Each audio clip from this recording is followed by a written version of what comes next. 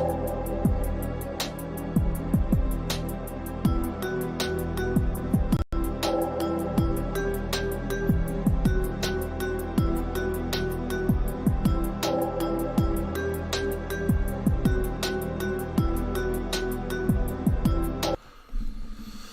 right, welcome everybody.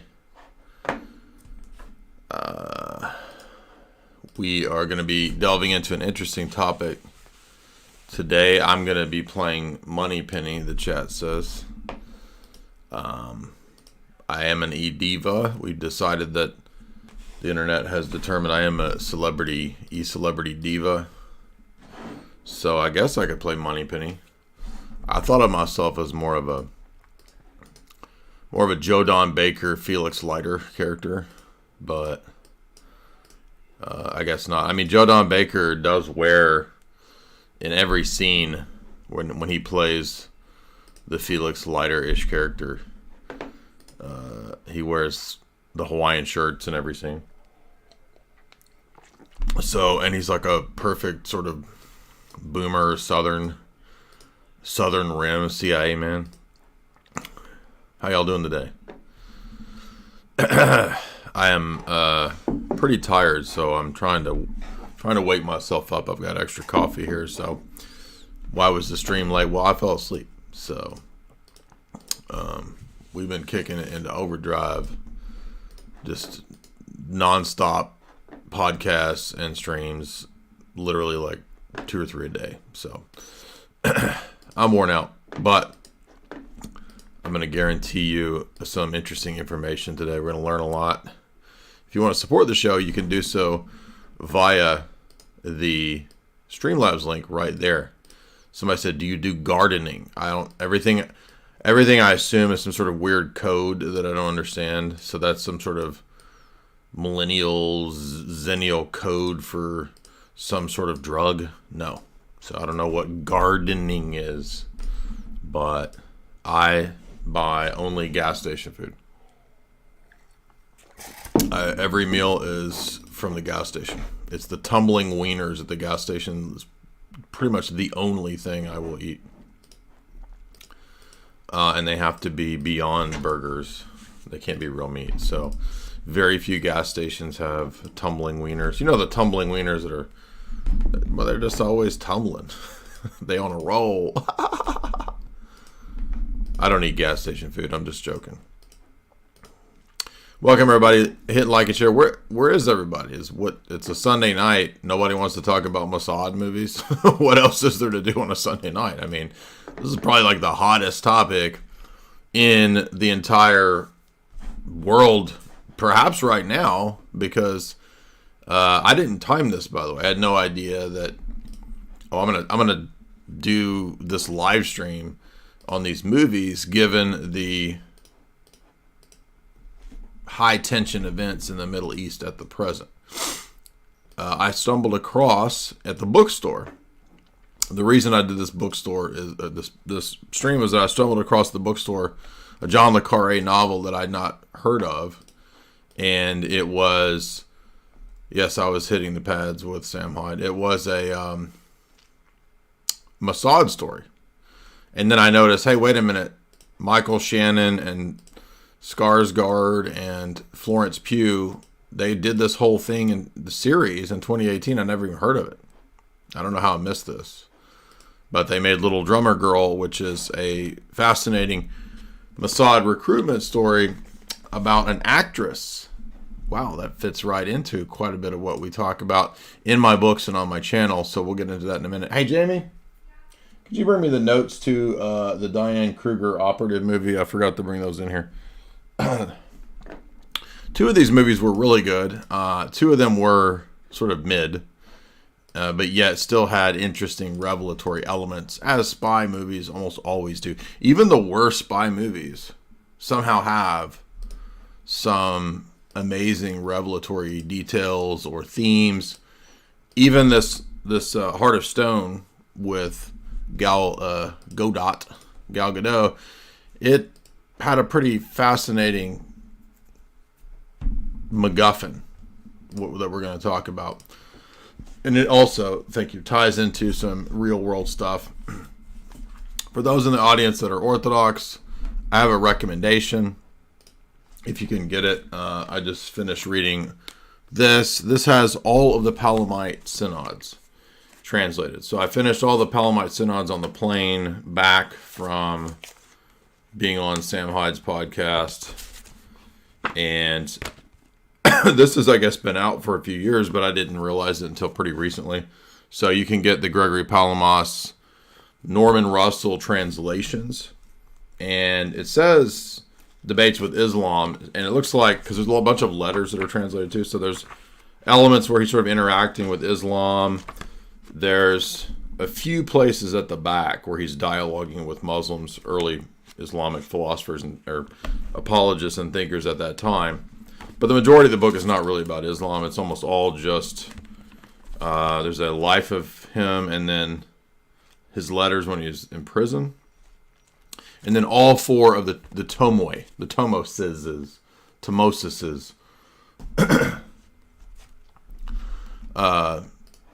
doses and tomoses.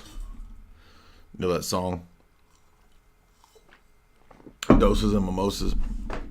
So, now we have all the tomoses, and this really puts an end to a lot of the debate or the claims of ecumenists and the Roman Catholics. So that's why that book is relevant, and I highly recommend reading all four of the tomoi. And when you read them, shocker, you're going to learn and you're going to hear, hey, wait a minute, this is all the arguments that Jay has made over and over and over all the time. So, anyway, separate topic.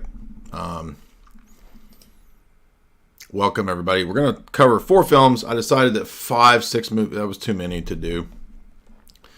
And I'm going to cover them, I think, maybe in the order of the ones that I think are most interesting. And we'll look at some historical realities relating to this that I also think you might find interesting. So if you would, leave a super chat to support the show. Super chats are right there. If you're watching the show later and 2-3 days, a month later, you see this, you can also leave a super chat. You can leave a super chat at any time, and I'll just read it the next time I do a show. So don't think that you can't support the show at any time. You can using the Streamlabs link. You just click over to Streamlabs, put in the information, and you can leave a super chat. So before we get into the movies, let's talk about Israel's spy agency. They're usually ranked in the top few of the world's most respected, feared, etc. spy agencies. And the rise of Israeli intelligence goes back to the founding of the modern nation state of Israel and the British mandate, etc. And so we'll just read a little bit. The Institute for Special Operations is known as Mossad, the National Intelligence Agency of the State of Israel. It is one of the main entities in the intelligence community of Israel, including their military intelligence called Amman and Shin Bet, their internal security, their sort of counterintelligence. They're responsible for intelligence collection, covert operations, counterterror. Its director answers directly to the Prime Minister, so directly under Netanyahu. Annual budget, $10 billion. That would be in U.S. money, $2.73 billion. Employs about 7,000 known people around the world. I'm sure there are unknown assets, but it is one of the world's largest espionage agencies. I'm sure that the CIA is way more bloated. They were officially formed in 1949 as a Central Institute for Coordination under Ben-Gurion and Reuven Shaloa. Ben-Gurion wanted a central body to coordinate the intel, and then Army intelligence became Amman, and internal security Shin Bet, and then political intelligence service Mossad. The central body governing of the three services is called WUT, and today it is the Ministry of Intelligence. Hey Jamie, can you make me a double shot? Thank you. I'm still not awake. In the 1990s, it became the highest ranking. Who is this? Eliza Magan Halevi became the highest ranking woman when she served as deputy director. So we always got to talk about who is promoting the ladies. Do we have a diverse staff? Do we have, when are we going to have who was I talking to? We were having this conversation about Oppression Olympics. Oh, Lisa. We were talking about how if I was trying to win Oppression Olympics, couldn't I just keep removing body parts to win? So I could remove one arm, and I'd be better than all the people with 2 arms.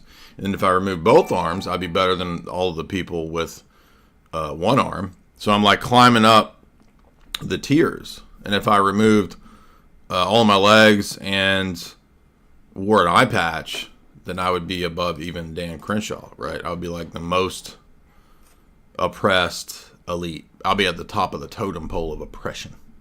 Anyway. So there are multiple divisions. We're not going to go into a whole bunch of this stuff. This says Zomet, largest division with case officers running agents overseas. That will be relevant for today's movie analyses because several of the films will have this role of the overseas operations and the teams and the handler. Employees in Zomet operating under a variety of covers, including diplomatic, unofficial. This was led from 2006 to 2011 by Yossi Cohen and then David Barnea, and then I don't know who now. Caesarea conduct special operations in houses of Kidon and an elite group of assassins. Cachette, that will also be relevant for today's movies because several of them deal with assassination attempts and failed attempts and actual attempts.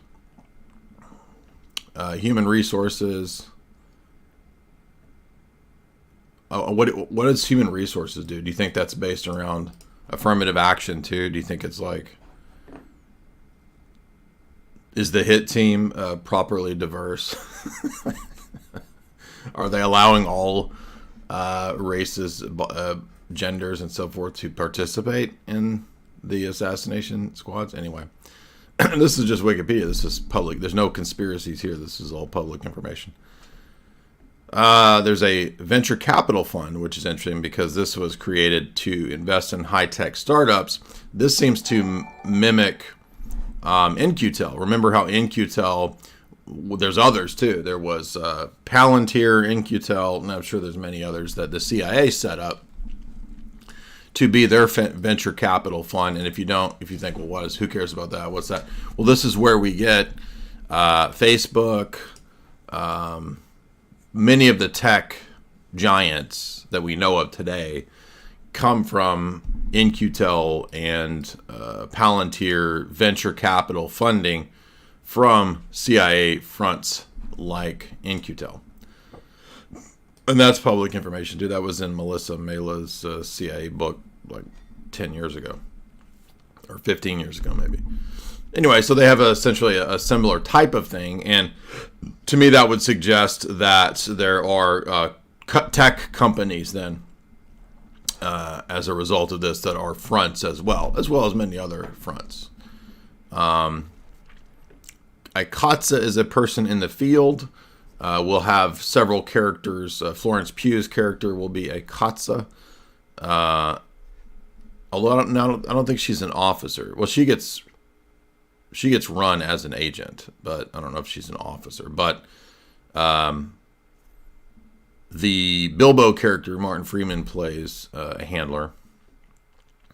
And then we have the Kidon, who are assassins. And we have Sayanim, who are Jewish civilians who are helpers. And then lastly, we'll talk about the motto is from Proverbs 24:6. For by wise guidance you wage war. However, it was later changed. I always thought the phrase, I'm going from memory here, was by deception. Because isn't that Victor Ostrovsky's book title? So now I'm not sure what's Proverbs 24:6 in our Bible. I don't have my Bible on me. Well, let's see how it's now I'm curious to see how it's translated in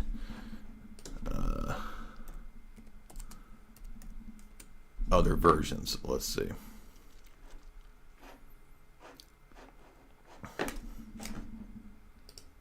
Come on, dude. So there's no Proverbs in Bible Gateway. Okay, sure. Oh man! Somebody said, "When are you gonna sing? Why do y'all want me to sing? How come the internet's being so slow?"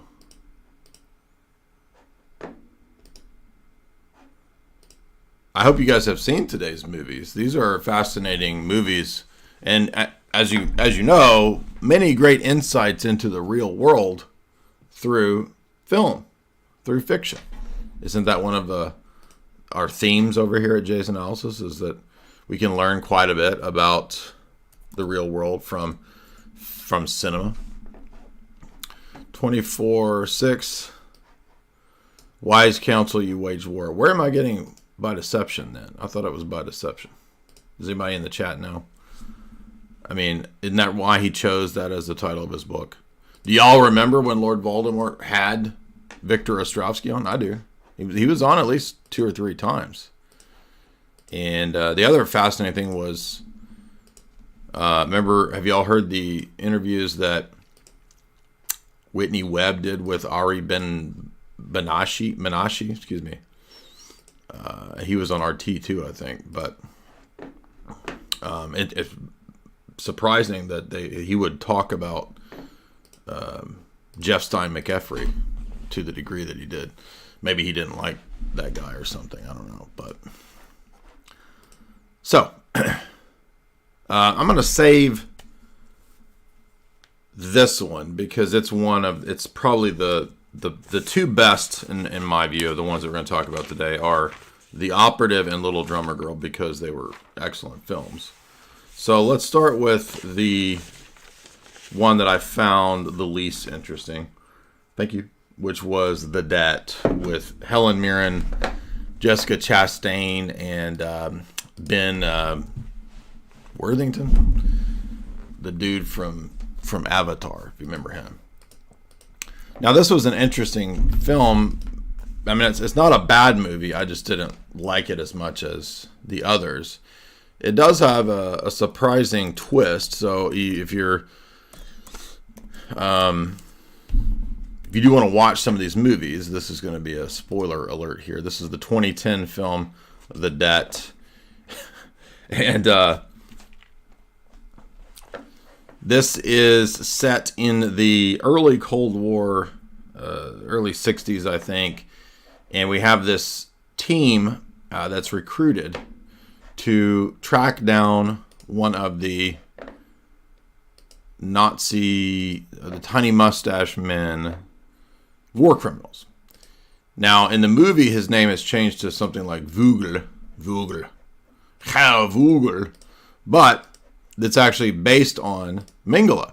So, if you don't know, of course, Mengele is the infamous Doctor of Death who is reported to have engaged in all sorts of human experimentation on the basis of eugenic beliefs. Now, the Nazis, the tiny mustache men people did do this. They did believe in a pretty radical version of eugenics.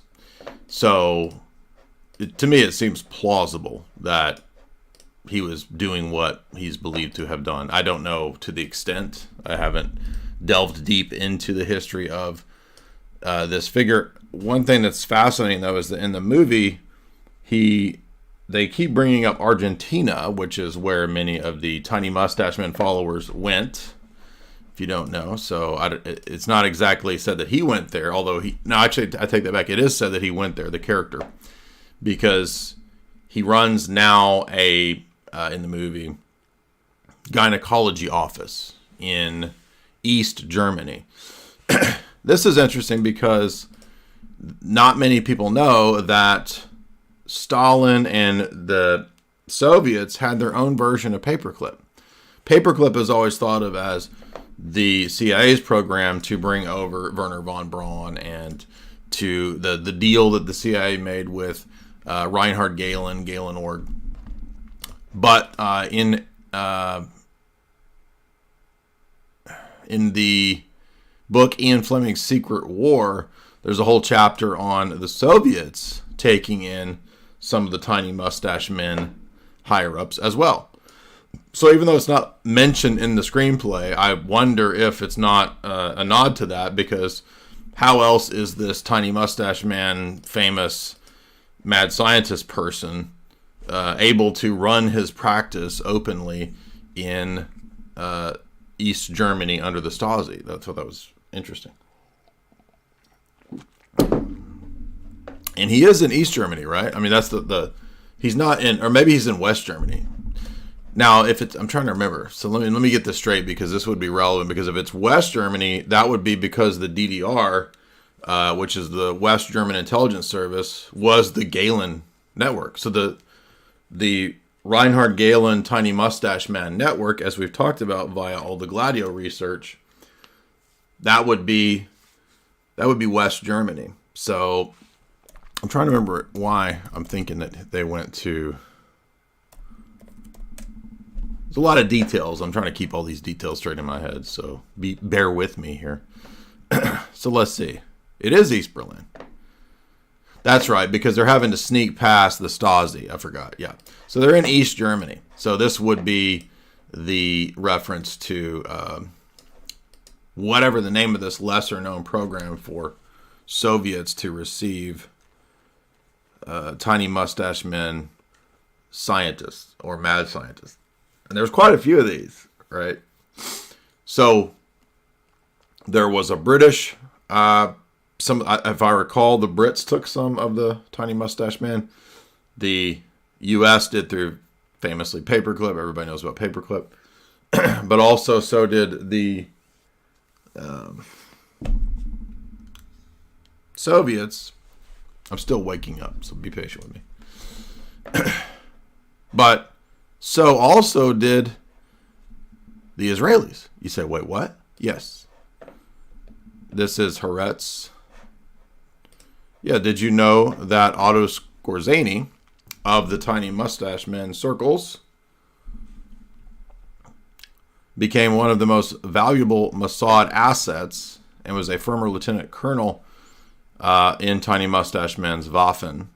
And if you get deep into the Gladio literature, he continues to work and provide information to Israeli intelligence throughout the Cold War, which is few people know this. And this also connects to Galen.org as well. So Galen.org, which is Reinhard Galen's intelligence network that he had set up through Europe, is basically just absorbed into the CIA.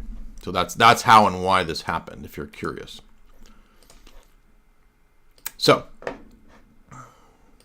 back to the debt. So this team is recruited, and their mission is to capture this fictional version of Mengele, and they want to bring him back to Israel to stand trial because the local Eastern German, whatever, like they're not going to do anything. So apparently they're just letting him be. And one of the operations that Mossad focuses on, or one of the pillars of their operation, is when countries won't bring people to justice, they will sort of do their own operations to extract people. So that becomes the basis for this movie, The Debt. The extraction, not of Mengele, but Eichmann.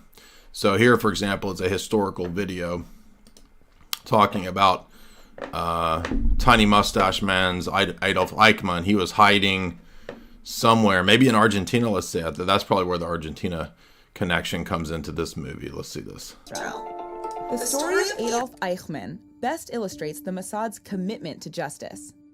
Eichmann, a renowned Nazi, supervised the mass deportation of Jews to extermination camps as part of Hitler's final solution. After the war, he escaped from U.S. custody and moved to Argentina, where he lived under a false identity.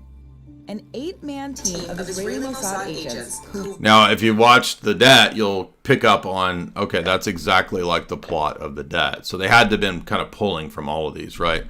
There's a little more to the plot of the movie, which I'm going to get into, but in regard to surprising narratives that were put in this film. But The extraction team here is like 8 people. And it says that they like walked him out onto the plane. I'm wondering how they did that. But in the Debt movie, they send Jessica Chastain in to get her vajayjay analyzed because he's a fertility doctor. And that makes sense because, oh, well, he's interested in bloodlines, breeding, eugenics, and so he wants to master the productions that come out of the assembly line of the vajayjay and create the Ubermensch, right? So they send her in to be I'm trying to think of the right word without the algorithm code.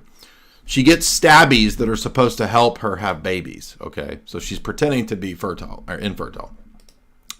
And the whole mission is then for her to eventually drug him, and they're going to extract him from East Germany to the West and then to Israel.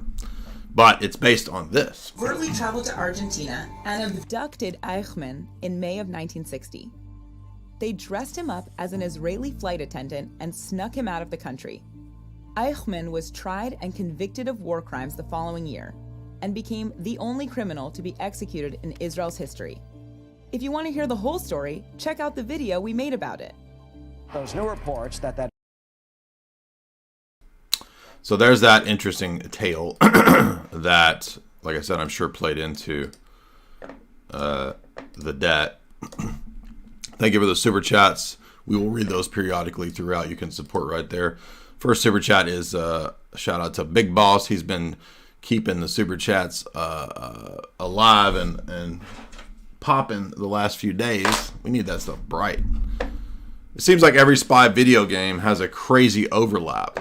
Metal Gear Solid has an AI run infrastructure. AI provides the context for the net and the nano machines that and the stabbies within it that could censor what you say or hear if you don't have the right clearance. Yeah, I think that a lot of video games have predictive programming like that too, that kind of prepares the way for things that they want to roll out. One of these movies, the next movie we're going to talk about, has that very theme as well in terms of like AI. But yeah, I don't have a whole lot of time to play a lot of video games nowadays, so there's definitely a gap in analyzing pop culture in terms of video games, but maybe one day we'll get to those. But I think you're absolutely right, Big Boss. And of course, Deus Ex, these are all classic films or games that had, future reality themes, future history, like the transhumanism that comes up throughout Deus Ex. Richard Leon Mole, $5. Thank you guys so much. Remember to support the stream via the super chat function. And let's get back to the debt. Oh, where's the trailer at? Okay, so here we have them, right, doing their operation over here in East Germany, which again seems odd. We got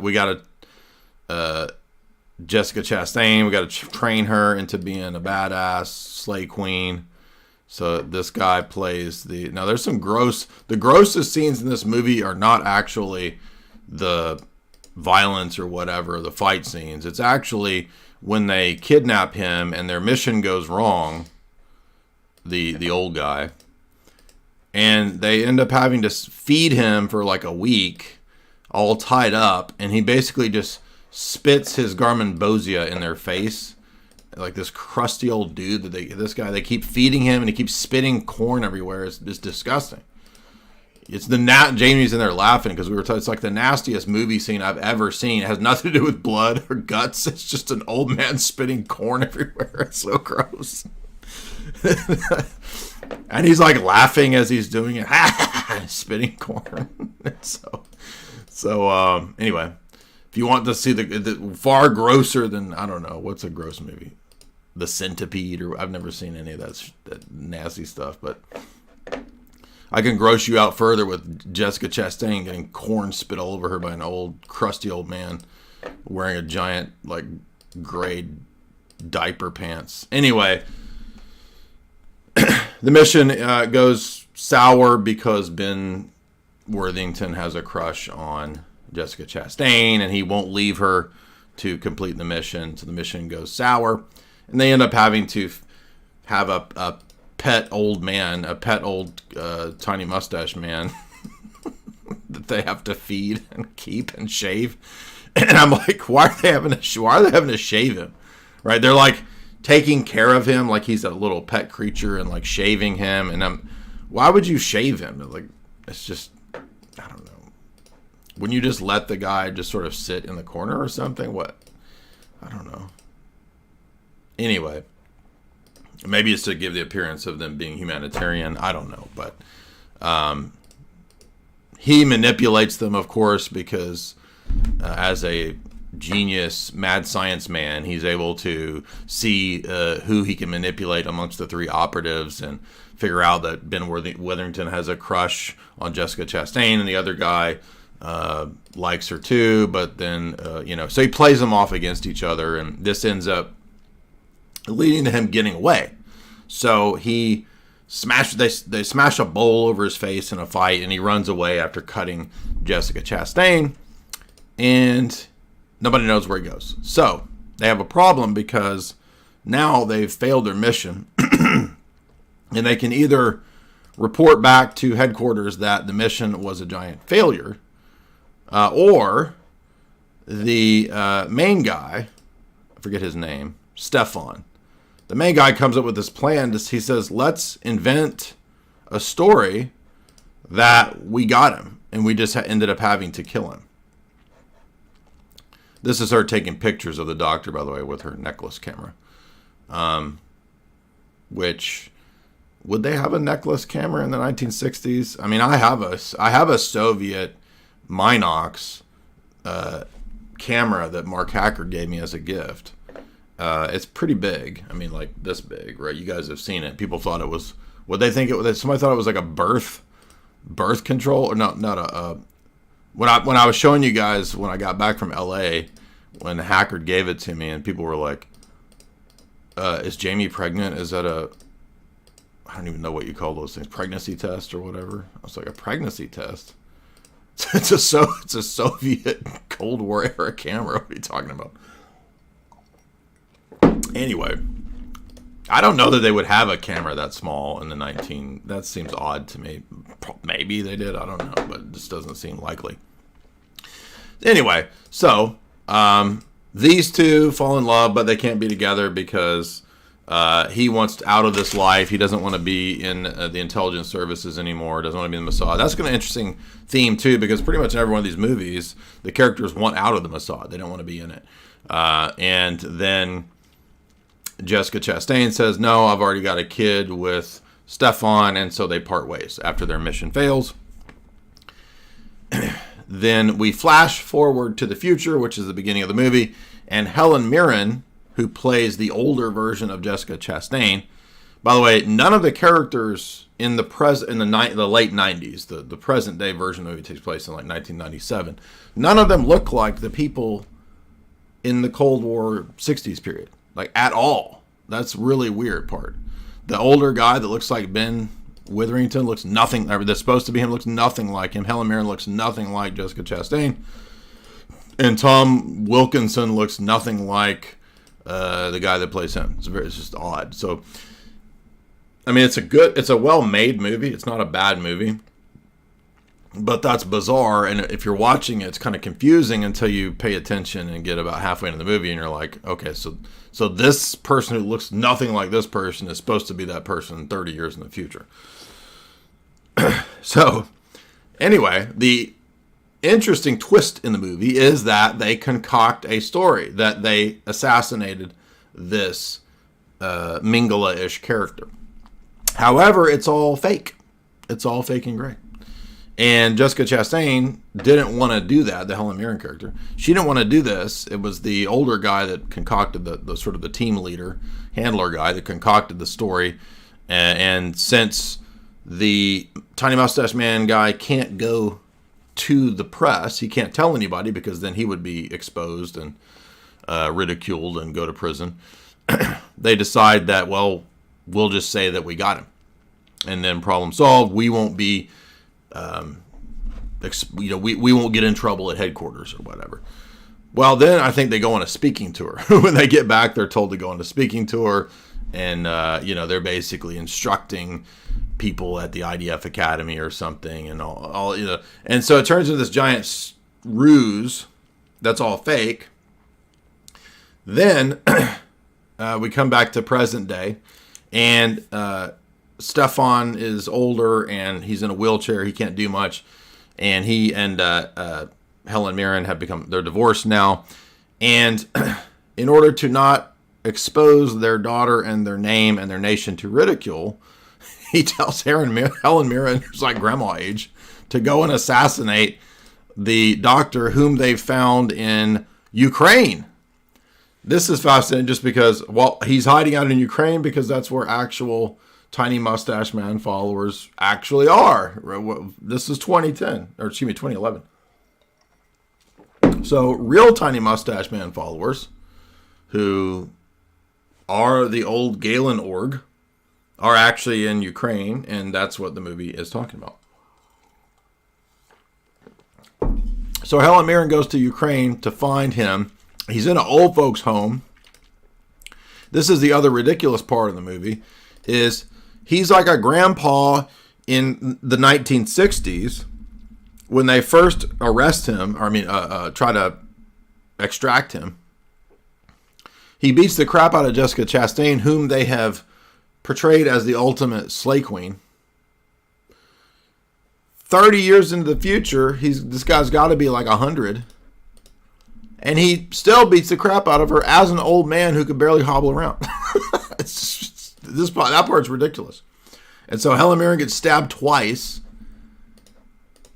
and ends up stabbing him in his tendon or some.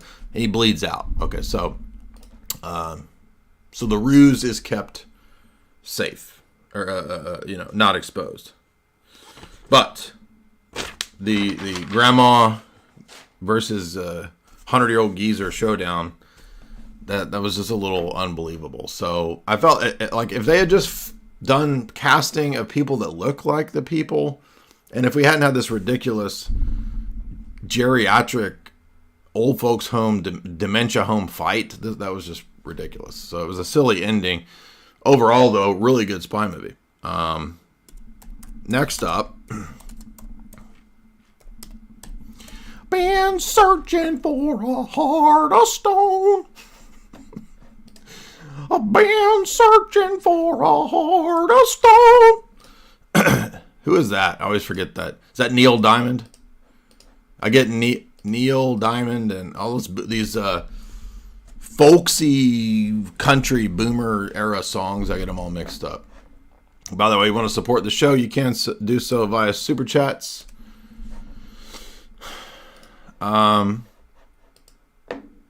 Let's remember today. So we're not speculating about Hitler and Tiny Mustache Man. So remember to abide by the terms of service of YouTube in today's chat. I know everyone's very tempted to go crazy trying to figure out if Tiny Mustache Man escaped to an underground base in Iceland or some shit, but we're not going to talk about that today. So this movie was not that great of a movie. However, the theme, the MacGuffin, is very relevant for the real world.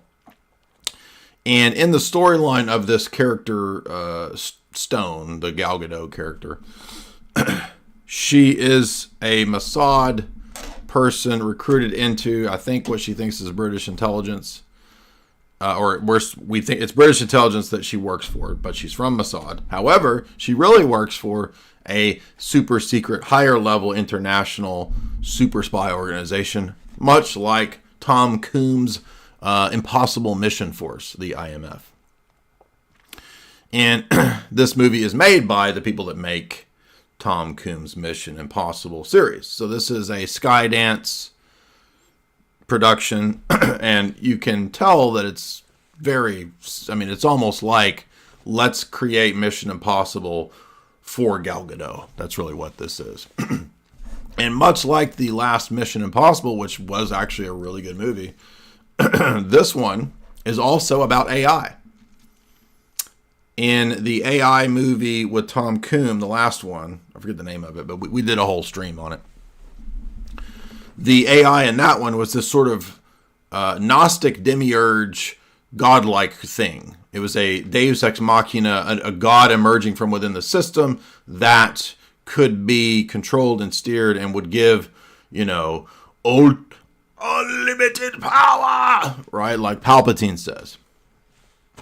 Here, this is very similar. It is a future predictive quantum computing algorithm thingamajiggy that can do all kinds of fancy shit. Okay, so this is like the next level of Siri or something that doesn't just tell you what you want when you talk to it. This is like it maps out all the potentialities and the percentage likelihood of the choices that you, me, villain XYZ will do.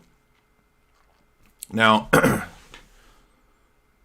keep that in mind because there's some weird esoteric stuff going on with this, which is also what was going on in Mission Impossible, right? The last Mission Impossible. Some very esoteric Gnostic stuff that we highlighted. We got 373. If you guys would hit like and share. Jamie, could you make me one more coffee?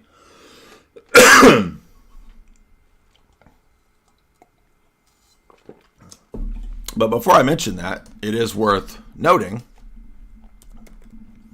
that Gal Godot herself was in the IDF. So her history famously is to be she was in the Israeli Defense Force for 2 years as a combat fitness instructor. So she's got she's got her, what's that who's that boomer woman that had the fitness videos forever? She's basically the IDF's version of that. Now, because she looks much like Jamie, I can say that she's very attractive. She's probably one of the better looking because she looks like Jamie. Right, Jamie? And we've been hearing this for years, though. She's like, your wife looks like Gal Godot. And I'm like, yeah, they do. Yeah, I like an attractive brunette woman. Now,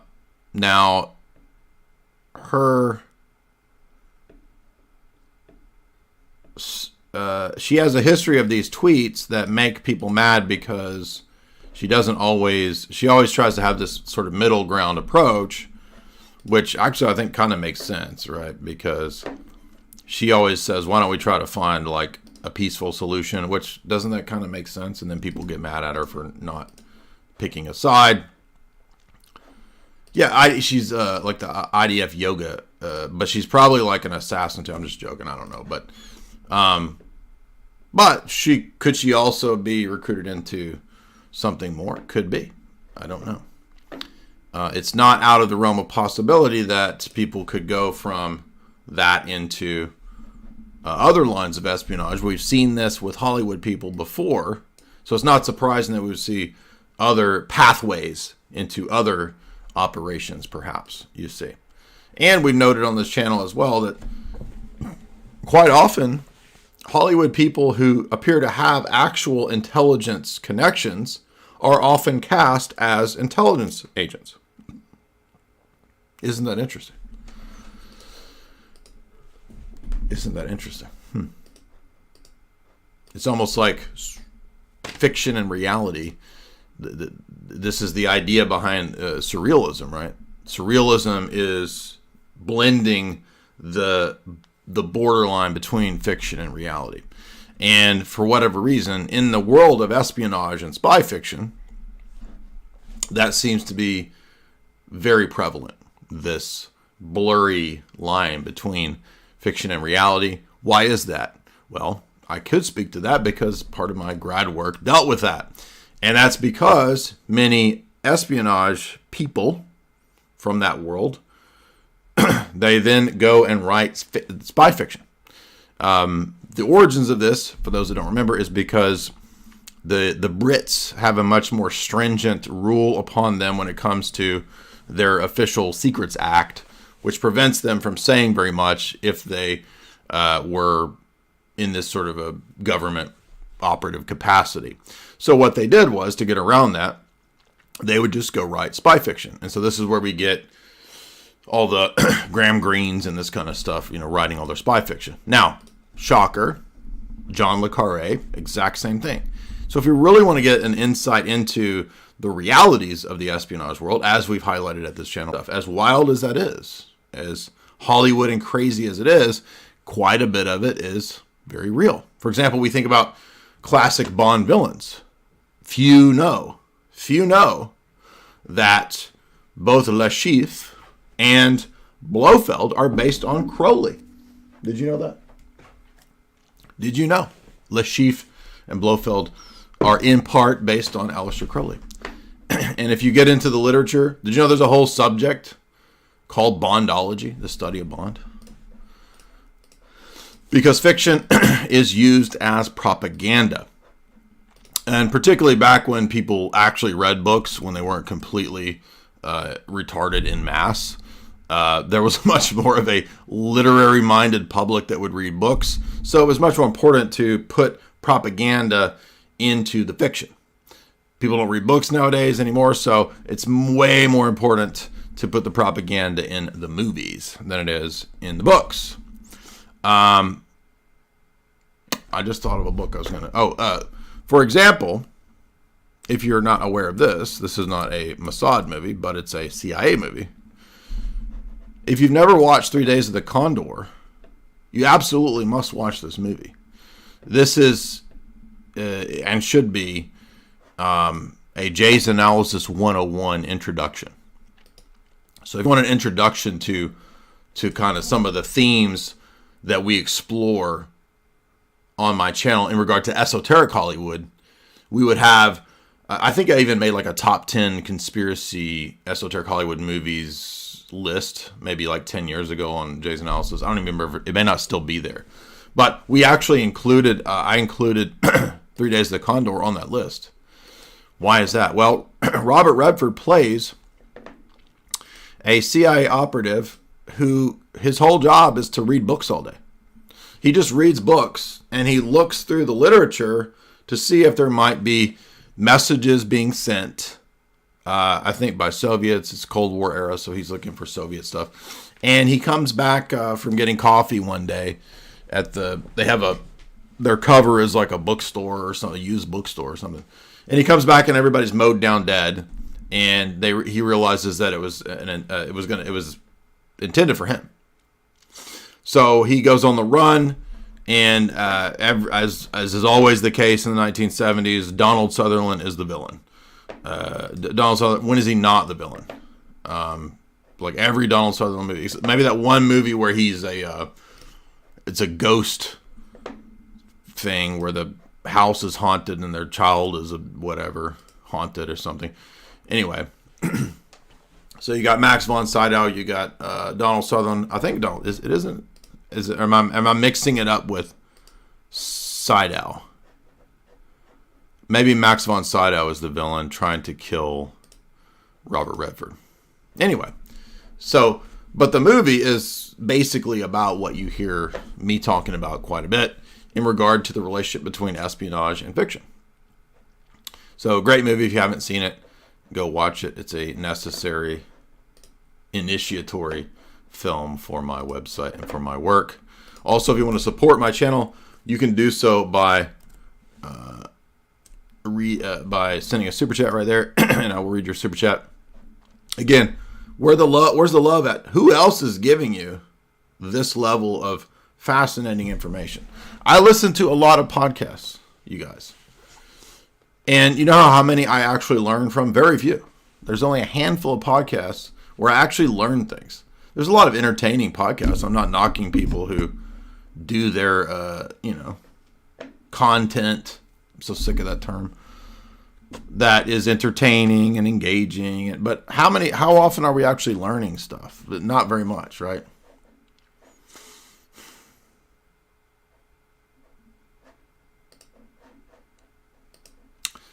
If you want to support the show, do so right there via Streamlabs. And what we do over here is we want to understand how the world really works. So back to Gal Gadot's movie. We begin in classic spy movie locations, the Italian Alps. I finally went to this region, by the way, not too long ago when we did our pilgrimage. Although I was ended up being sick. It was the worst. It was just awful. The Alps were very cool. This is not the Alps. This is something else, but you can see why it would be perfect sort of, spy movie location. We also got to go to that vineyard to visit the Giacardini Strozzi family and their winery, which was fascinating. They're an actual Italian noble lineage that was the famous rival to the Medicis. So the Giacardini Strozzi family is still there. Their descendants are still there. We met the two princesses. I think we talked about this on a previous live stream. And they're Orthodox. So there's actually Italian Orthodox princesses. And they were very cool. We got to hang out with them, got some pictures, tasted their wine. I don't drink, but it was the one occasion where I thought, all right, well, in this case, I'll have some wine. And they weren't in the Alps. That was the Tuscany region. But to get there, we drove past the Alps, and it looks very cool. So I didn't get to go to any Roger Moore type ski lodges. But this film begins in the Alps. We have her on this mission with her team. It's a big casino ski resort. They're going to extract this character who's gambling on a Navy SEAL live stream raid. So this is odd. And I think this is, if I recall, we're kind of like a few years in the future. So this is a near future, right? But this was an odd bread and circuses thing where like elites are betting on live streams of Navy SEALs and like whether they get killed or not. I just thought that was wild. That was actually that's a pretty fascinating real world concept that I could actually see happening, right? I mean, we're getting so degenerate. Couldn't you see like rich dudes betting on like Navy SEALs getting killed? It just seems crazy, but I thought that was interesting. Everybody has a code that is related to playing cards. This reminded me of the death card that would be laid down by the special operations in Phoenix program stuff. So they would lay the mark of Phoenix programs, special ops, when they would kill somebody to leave their mark, they would leave a playing card. Nobody in this movie leaves a playing card, but it's like they're all coded by, Queen of Hearts, Nine of Hearts or something. And I think Gal Gadot's character, Stone, she's Nine of Hearts. 9 is interesting. That's in symbology. That's a number of initiation. And 9 and 11 are numbers of initiation and so forth. Occult numbers. 11's initiation. 9 is something, I forget what. But they play quite often on the heart imagery here. Because the MacGuffin is the quantum computing chip, which they call the heart or something. I think it's called so it's like there's this robotic logic thing that gives you pure quantitative data analysis and algorithmic predictions versus the Gal Gadot character, which is supposed to represent the feminine and the intuitive. And so they constantly play within the movie on, do we follow the raw data of this machine, or do we go with what she in this or that scene or instance feels is intuitively correct? So it's like heart versus head, but head here is actually not human. It's literally like a supercomputer.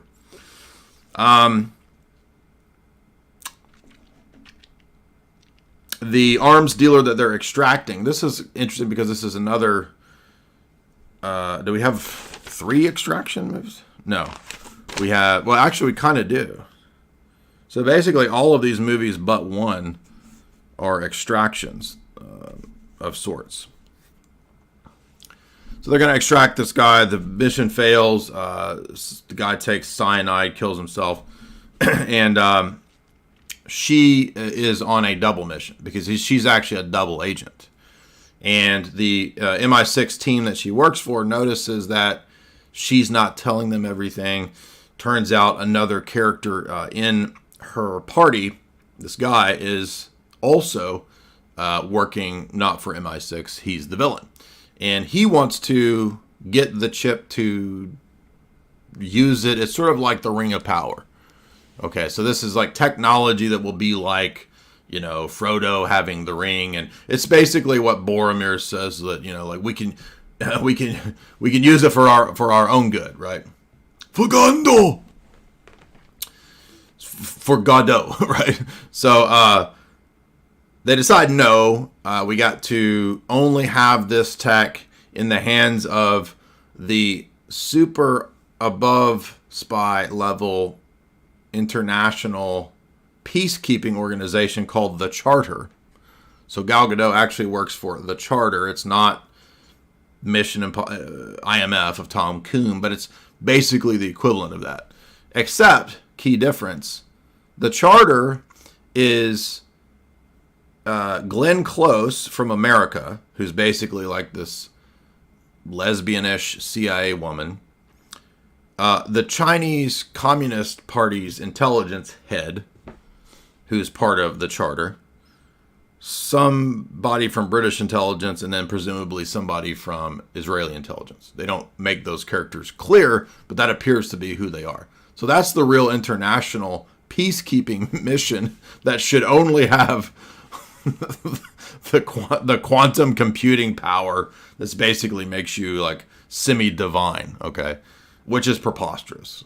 To me, that's preposterous. And who's the bad guy? Well, the bad guy is the British intelligence operative, the dude. So, of course, do we ever get women that are villains? If women are like the masters of everything dudes can do and maybe even better, does that mean that women are better villains? And how come there aren't master villain women outsmarting all the men everywhere?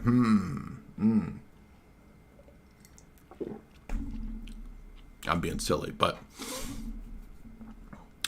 the other absurd part of this movie is that the perceived villain that she's chasing is a 20-year-old Indian girl coder. Okay, I'm sorry, but there are no 20-year-old Indian girls who are master coders who can hack into everything. I'm sorry, it just doesn't exist. So this is only in the world of inverted Hollywood land that 20-year-old girls from India, the streets of India, can hack into anything and everything. Completely preposterous. But in Hollywood, that's like, oh yeah, of course, right? Like yeah, absolutely. They took the stone from here, right? Again, they literally took the stone from here. Isn't the robot called the Stone? Is that the robot too? And her name is Stone? Not the robot, the quantum chip. And when it comes to quantum computing chips and all this mythology, I'm just a skeptic. Okay, maybe there are and will be quantum computer chips. And one reason I'm skeptical of this is because the only time I ever hear about this is when people are saying how it's going to destroy Bitcoin. And everything I've heard for 10 years that's going to destroy Bitcoin has been complete bullshit. So that alone makes me immediately think, okay, no, there's no quantum computing machine that will be invented that will destroy every... And by the way, I think it was Michael Saylor made the great point that if this machine comes to be the super quantum computer that can destroy everybody's Bitcoin wallet and wealth, there's much bigger problems than Bitcoin. Basically, this will just, like, whoever has this will be the Bond villain of the world. So nothing's going to matter anyway. So your Bitcoin won't matter because nothing will matter. Because you're basically, I don't know, you'll be at the behest of, it's more like Thanos or something, right? It wouldn't even be a Bond villain. It'd be like Thanos or something, like a stupid comic book villain. Heart of Stone. I want to see if what the heart. Yeah. So the intelligence team, the Charter, which is the super intelligence team, they're basically guarding and running and saving the world with this quantum computing super AI called the Heart. That's what it was. That's what I thought. But, and isn't that her name too? Is that her name? No, Stone. That's right. She's Rachel Stone. And then Heart of Stone is a play on whether we're going to follow the data or whether we're going to have intuitive analysis. By the way, thank you.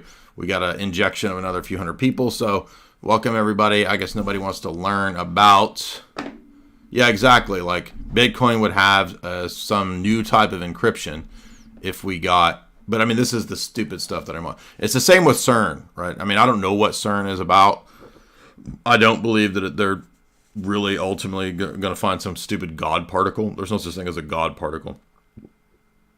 But whatever CERN is, it's not whatever the bullshit I hear on the internet is. Okay, so I don't know.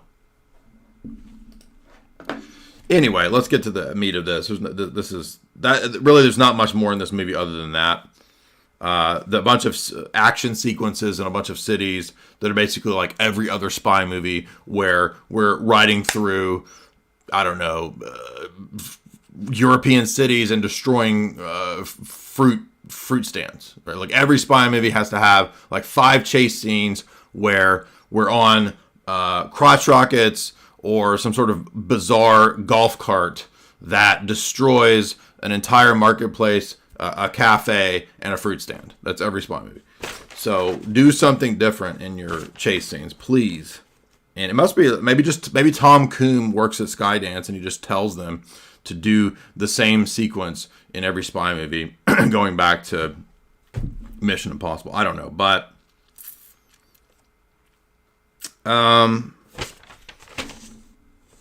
yeah, this movie was just a little too high on Slay Queen, too high on 20-year-old Indian girl super hackers. Come on. At least make it a little bit believable. Then it might be a little more entertaining. But it could have been a pretty good movie, just as a movie. Most relevant, though, this is the key point of the Heart of Stone. The whole point of all of why I brought it in here was this.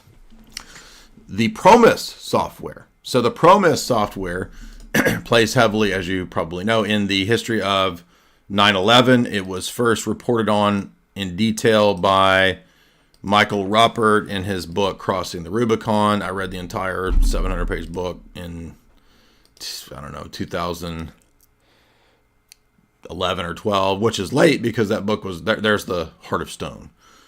Or the heart. There's your quantum computer. That's the thing that's going to take all your Bitcoin there. That thing right there.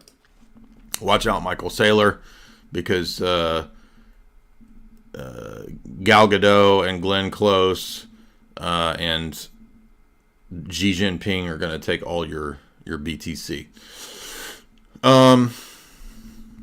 So the Promise software is the famous backdoor software that was inserted into many chips back in the day. Wired magazine reported on this, and it's called the Inslaw affair.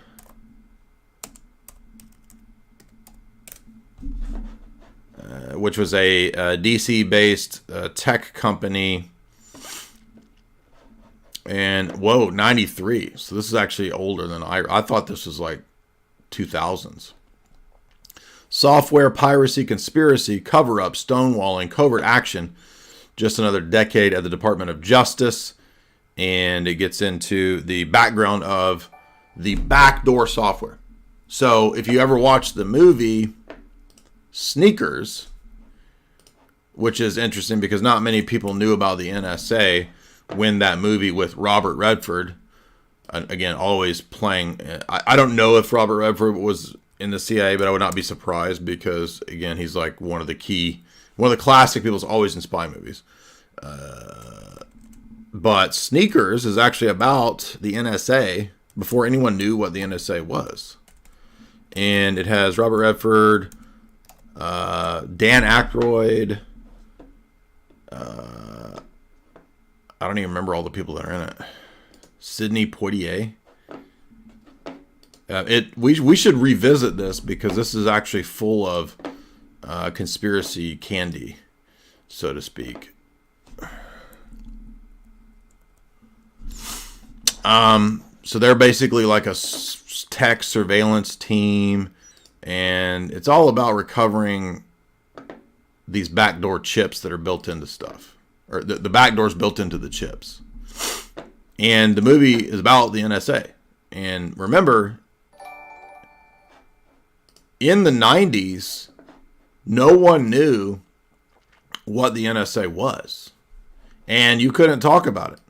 I remember when Alex was talking about the NSA in the 2000s, people would still say that there's no such thing as the NSA. That's a conspiracy theory. You see how dumb... I've been listening to this stuff. So I learned about conspiracy stuff in 1997, 98. That was my introduction.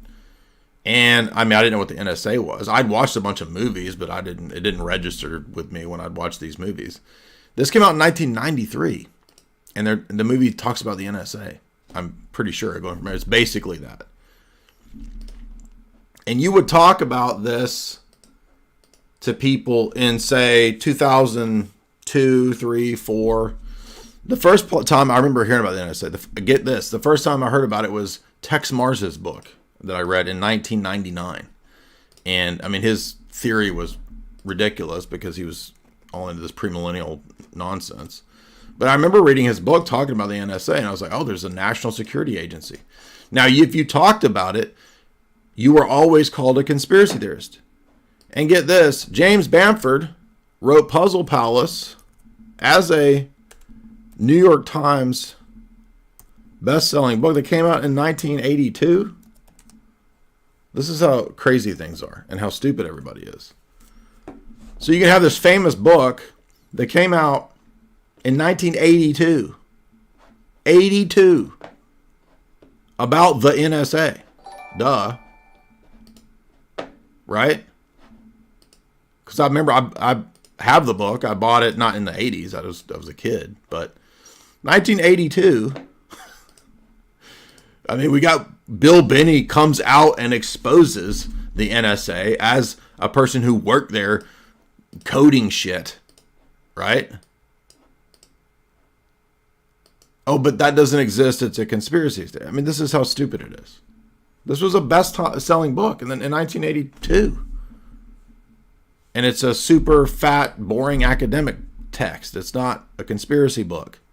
Okay, James Bamford was like mainline. He was like the CBS intelligence reporter for decades, right? And he's been on Alex in the past. He wrote books talking about today's topic, Mossad. He's written books talking about the Big 9 event. So this is not some nobody. This is a very prominent author. Oh, but that doesn't exist. You can't talk about that, even though it's literally written about in popular texts. Anyway, so Sneakers is basically about the backdoor tech. That's a Hollywood version of the Promise software, I think. Now, this write-up in Wired is 1993. So it's the same year, interestingly, as Sneakers came out. And basically, there's a lot of theories and conspiracy revolving around what happened to this tech, who has this tech, where did it go. And if you've read Whitney's book, it plays a key role in the later chapters in Volume 2, where she argues that the future of surveillance post Jeff Stein McEffery is this kind of stuff. And I think that makes sense given the fact that in her book, which is, by the way, pretty relevant for what we're talking about today, because Jeff Stein McEffery, according to Ari Ben Menashe of the IDF, was in some capacity working for today's topic, as well as FBI and CIA. But she ends the book talking about Palantir, In-Q-Tel, the stuff that you heard me talking about, Palantir, In-Q-Tel.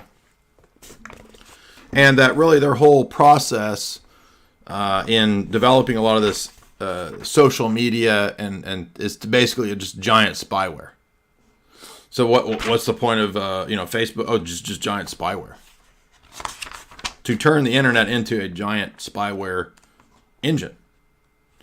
And that's why Ghislaine Maxwell was involved directly in creating, her and her sister.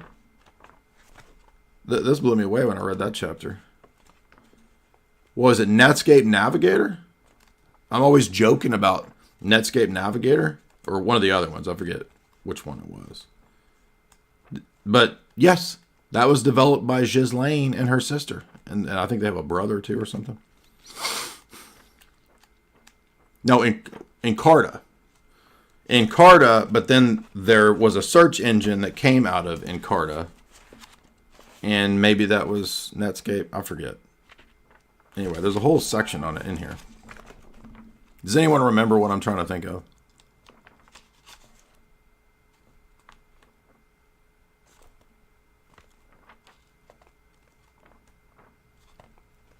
It's at the end of one of the chapters. Here it is. No, it is Netscape. I'm right. So they came up with this idea and they sold this to Gil Bates, I think. Let's see.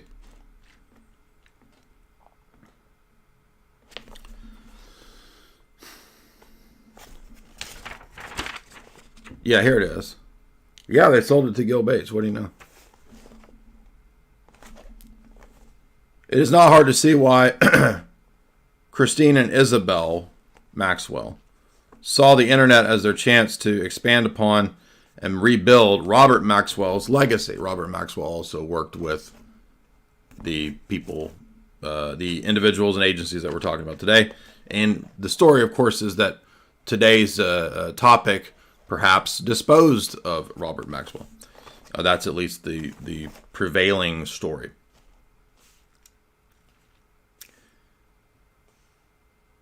The idea was to come up with information on demand, and this was an Israeli-owned, Robert Maxwell-owned company called Information on Demand, where Isabel and Christine had worked.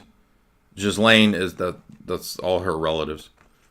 The idea was specializing in internet data analytics, so big data, telecommunications. This would later overlap with McKinley Group and a directory rating systems for websites in the 90s, which became Magellan. Remember Magellan? This was all Christine's ideas, according to an interview that Isabel Maxwell gave to CNET in 1997. McKinley created what became known as Magellan Online Directory, and it was the first site to publish lengthy reviews and ratings of websites. Magellan's value-added content approach attracted several big corporations, resulting in alliances between AT&T, Time Warner, IBM, Netcom, Microsoft, all of which were negotiated by Isabel Maxwell. Microsoft's major alliance with McKinley, that's the company of Ghislaine's sisters or whatever, came in the 1990s when Microsoft announced that Magellan would appear as a search option on MSN.com, I guess. Time Warner first chose Magellan, and then it was on the homepage of internet browser Netscape for much of the 1990s. So Netscape hosted Magellan, which was Ghislaine's thing, not Netscape. And then it goes down to say that eventually, I think it was sold to Gil Bates. So there's that. So you see the history of all this runs very deep. Now, Whitney has theories in her book about Ask Jeeves was MI6 because he's a British. That's funny. There's the original Wired article about the Inslaw affair and the Promis software. I don't know that anybody knows for sure what happened with the Inslaw software. Maybe they do. I'm sure somebody knows, but there's all these theories, and people think that it's relating to future uses of backdoor tech. Now, remember the Die Hard movie Die Hard, the one that has Kevin Smith in it. That one is backdoor tech. Remember that? There's a private intelligence network that uses the backdoor tech to crash the stock market, turn off Washington, D.C.'s traffic system or something like that. So many movies you see have used this idea. Which Die Hard was it? You guys remember the Die Hard I'm talking about? Anyway, that's this backdoor technology that we're discussing today, the ProMIS software.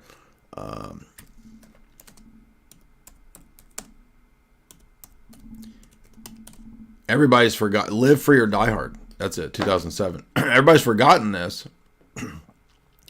But this might have been this might be a more relevant movie to rewatch where we are now, because it ends up being a cyber attack to disrupt the U.S. That's the whole plot of Die Hard, Live Free or Die Hard. And Kevin Smith plays like the fat basement dwelling hacker dude in every movie, right? Yeah, that's it. Yeah, Justin Long is in it. I forgot about him being in it. Timothy Oliphant is the villain who runs the private intelligence. It's like a private NSA that can hack into everything. Well, how are they doing it? Well, the ProMIS backdoor type tech. That's how. So that's why I found this movie to be very relevant, even though it's kind of over the top ridiculous. All right, that's enough of that. Let's move on to the two that I think are the best of tonight's selections, just as movies. So The Operative, and I'm like, whatever happened to Diane Kruger? Because look, we're unabashed Nick Cage fans over here, right? And I don't remember. I haven't seen Diane Kruger in a movie since National Treasure. So I'm like, where are we at? What's going on? We need more National Treasures. Maybe we don't, though, because I heard that if they do another National Treasure, it's going to be about aliens. Ugh. Can we stop with the alien movies? Oh, I'm so tired of aliens. I mean, comic books and aliens. That's it. Just pick any other topic other than comic books and aliens. That's the worst.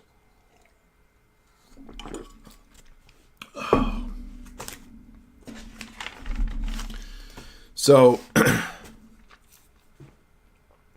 I would say of these two movies, Little Drummer Girl is a miniseries. It's the best by far. I mean, it was a phenomenal production, wild, amazing story, perfect for Jay's analysis, Esoteric Hollywood.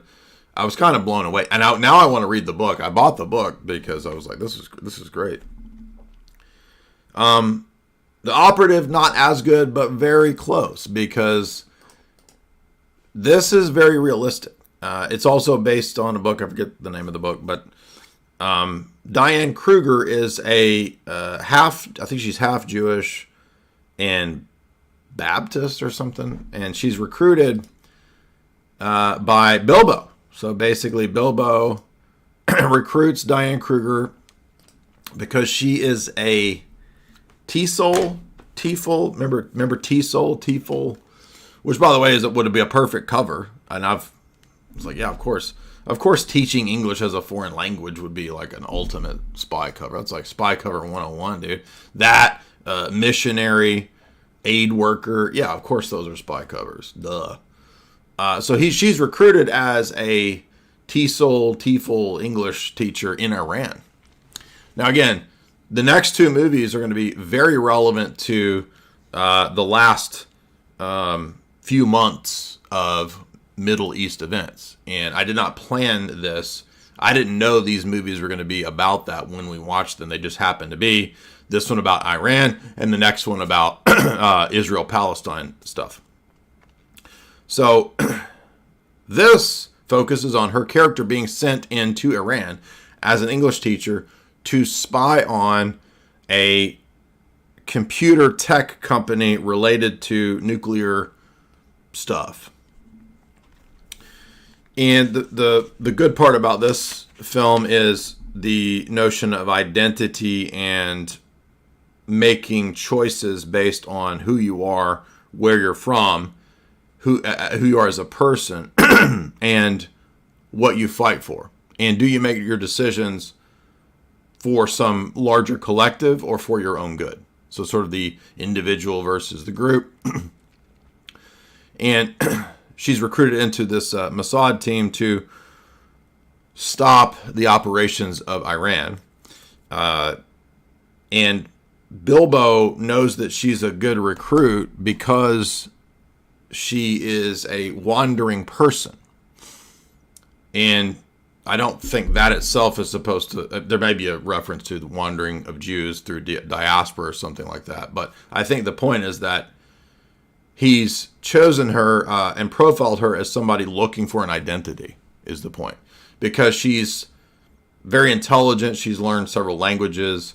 And she's traveled all over. She's been in different countries, living here, living there. And she feels kind of rootless. So she's perfect to be recruited into this operation to fight for her people, or her as a half Jewish person or whatever she is. And so she has to learn and immerse herself in the culture of Iran. And this brings to mind everything that we focused on when we covered the Americans. If you haven't watched the Americans, it's probably the best. As TV shows go, I think it's one of the best TV shows ever.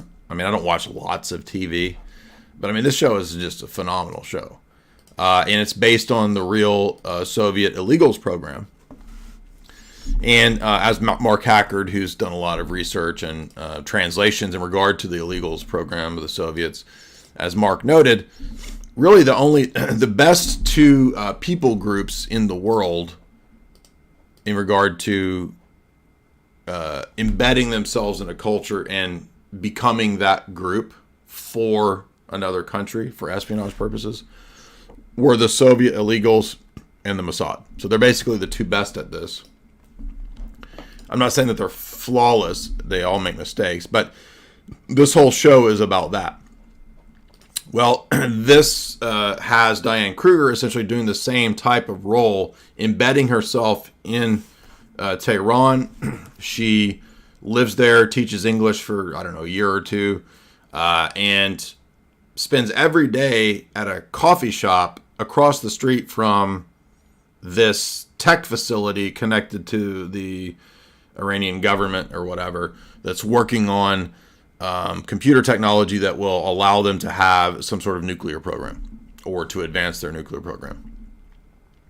So she spends every day basically learning the routines of all the people at the company, and then eventually figures out that the school she teaches at, one of the boys is at the school. His dad is like the CEO of this Iranian tech company. And so the Mossad comes up with a cutout company that is a venture capital tech firm like we just read about, which are real, kind of like the CIA's In-Q-Tel or whatever, or Palantir. And they want to set up this deal to get the Playboy tech company guy, the Iranian dude, to buy a bunch of computer technology that's faulty. Now, they don't exactly explain what they mean by faulty, but my first thought was, does faulty mean Stuxnet? I don't know what this book is about, and it is based on a book, but if you don't recall, this sounds like the Stuxnet virus, which the Israelis were successful in implementing in Iranian computer networks to cause, blue screen of death or whatever it was supposed to do in Iran.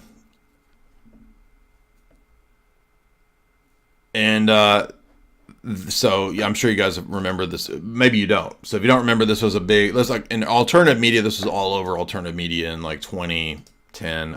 20 what year is this? It was developed in 2005. The worm was uncovered in 2010. So let's take a look real briefly and see what this virus was supposed to do. Stuxnet was a powerful computer worm designed by U.S. and Israeli intelligence that would disable a key part of the Iranian nuclear program, targeted at an air gap facility. It unexpectedly spread to outside computer systems, raising a number of questions about design and purpose. It exploited multiple previously unknown Windows 0 days. I don't know what that is. I don't know. I'm not a tech nerd, but it makes me think a lot of Y2K. That description should make it clear Stuxnet was part of a high-level sabotage operation waged by nation states against adversaries. Who created it? Looks like classified program to develop the worm was given Operation Olympic Games. It began under mustard gases, and it continued under development under Obama. While neither government has officially said that they developed it, a 2011 video created to celebrate the retirement of Gabi Ashkenazi listed Stuxnet as one of the successes under his watch. Now, how did they do this operation? It says the Kaspersky Labs estimated that it took a team of 10 coders 2 or 3 years to create this worm.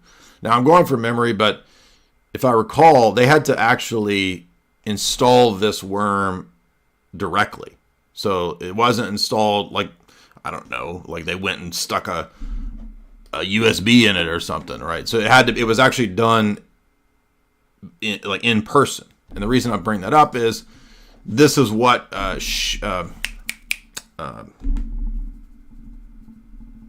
Diane Kruger ends up doing. She ends up dating and sort of sleeping with and kind of forming a relationship with the Iranian tech company head guy. And she actually likes the guy, right? So this actually gets complicated because you might think, oh, well, they developed her as a swallow. Actually, in the story at least, she's not supposed to be a swallow. They didn't want her to get involved, although I don't know how this operation would have worked had she not gotten involved with the guy. I mean, I guess she conceivably could have snuck into the company from across it just doesn't seem very plausible. So it makes me think, no, actually they did want her involved with the guy.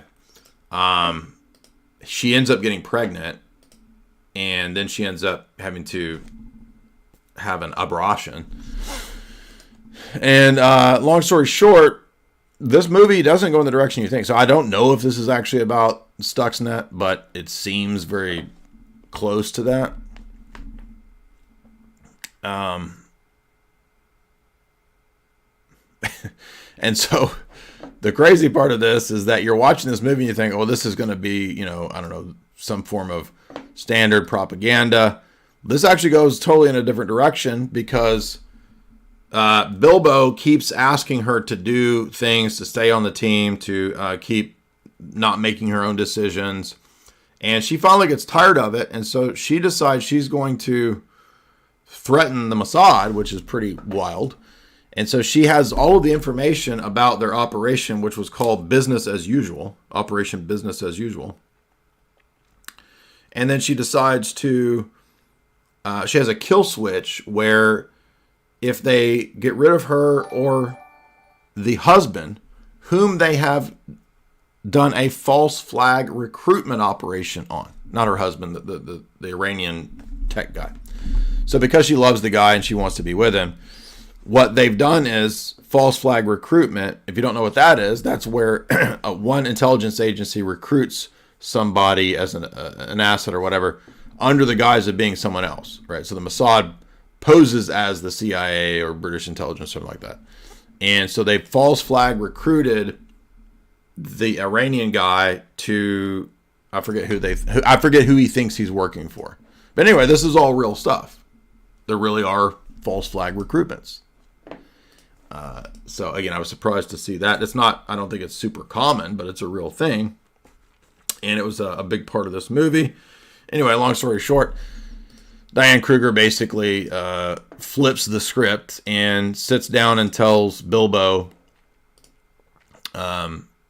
let us go, and I won't leak the operation to the media, because it turns out, this is even crazier, the last mission that they had her on, they had her driving some explosives into Tehran, or not into Iran, not Tehran, someplace, I forget where, and the explosives were hidden in a truck, and she basically had to hide in the truck because of Iranian guard searching the truck. And when she was hiding in the truck, there was a nasty creeper dude in the truck who felt her up and p-diddled her. And so she ends up traumatized from this.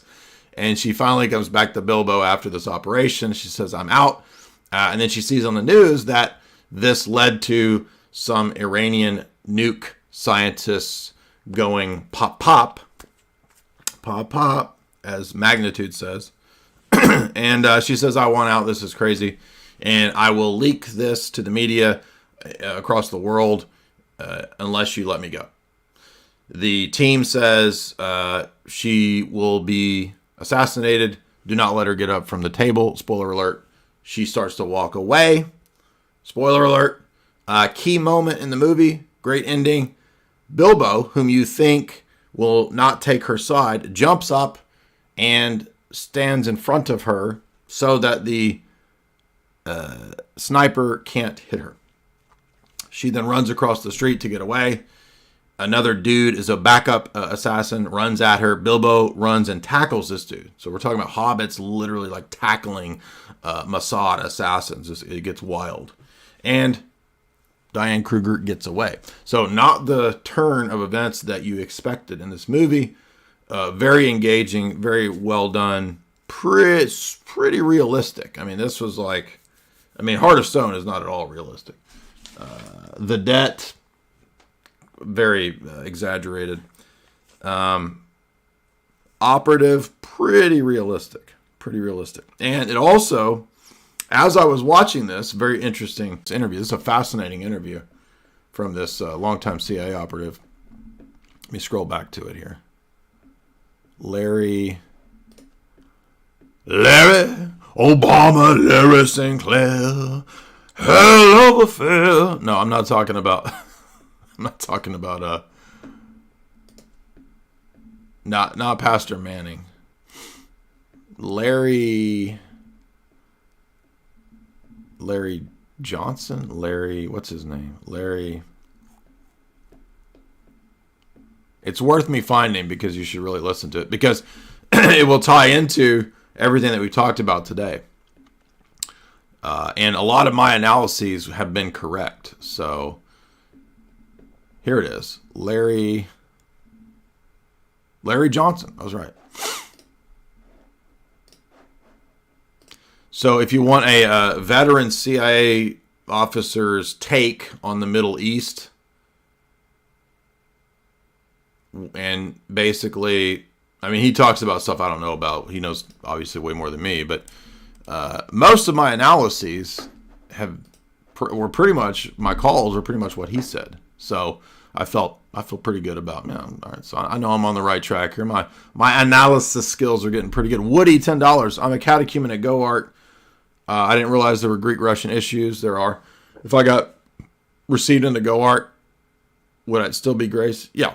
So the only way that RoCore or other RoCore attached entities wouldn't receive you is at the point where the side of the church opposed to Bartholomew, when the excommunication occurs. Is GoArt and Schism? Well, we're at the stage in canonical situations where there's no longer communion. So the next stage is excommunication. And after the excommunication will be the point at which RoCore probably wouldn't accept all those sacraments. Frankie D, $5. Apparently any Intel computer post 13. Oh, post 2013? Or post 3? i3, is that like i3? Like Apple has like M1 chip, M2 chip. Is i3 an Intel chip? I'm not sure.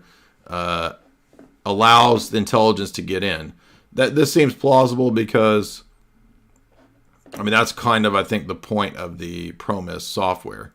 Frankie D says, if you look up the channel Luke Smith, he has it. Yeah, and by the way, if you do have, your cryptos or whatever, all that needs to be off.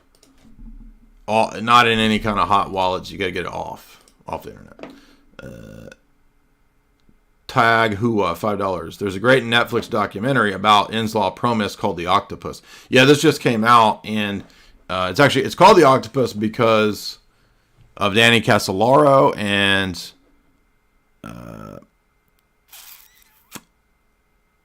Daniel Esselin wrote a book called The Octopus. So I'm familiar with this. I forgot about this documentary being out.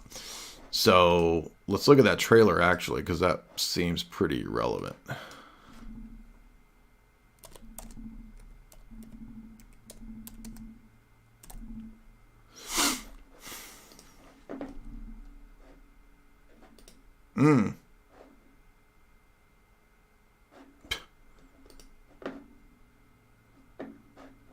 Found dead over the weekend in a motel in Martinsburg, West Virginia. Local authorities quickly ruled his death a suicide. It just didn't sit right. In my mind, I'm thinking they killed him.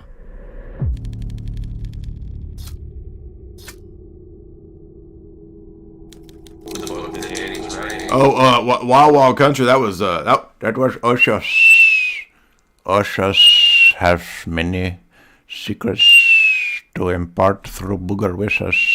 Remember Osho, Wild Wild Country? That was one of the best shows that Tristan and I did.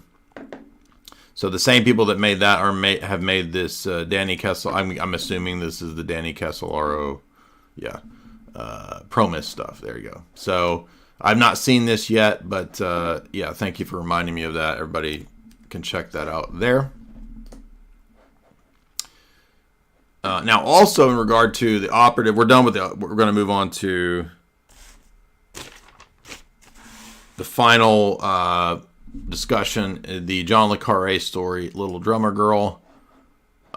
You can also go into the history of, I'm sure everyone knows this, is pretty well known. I don't think this is that controversial that, of course, U.S. And Israeli operations have targeted various Iranian scientists and computer tech nuke people.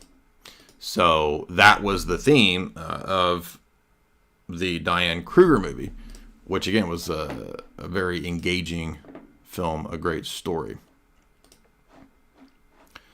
Oh, I forgot this other video. This one. New reports that Israeli airstrike last month. This one mentions the 1983 Beirut bombing in this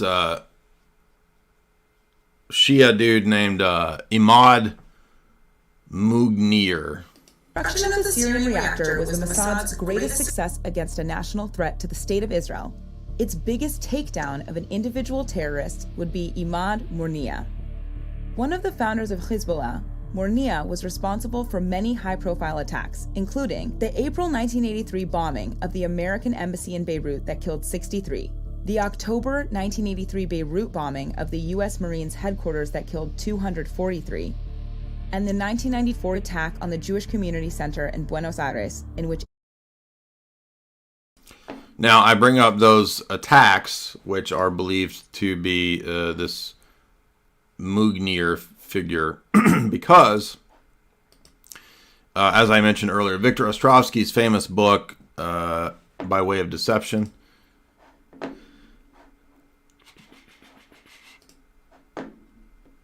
Ostrovsky in his book allegedly, to use the words of Cat Williams, he alleges that this was allowed to happen via general, not faulty intelligence, but, I'll read what Wikipedia says. Ostrovsky, in his 1990 book, says that, and he was a former Mossad agent, that the intelligence was, they knew the specific time and location, but they only gave general information to the Americans. This information ended up being worthless, according to Ostrovsky. That then head Nahum Admani decided against giving the specific details to the Americans on the grounds that responsibility was to protect Israeli interests, not American interests. And then Admani denied having prior knowledge. Benny Morris claims then as a response that Ostrovsky would not know this information and it would have been compartmentalized.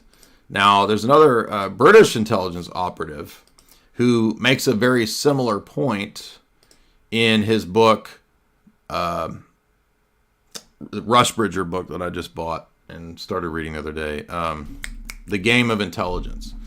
And he wrote another book about Pearl Harbor and ended up dying after writing a Pearl Harbor book.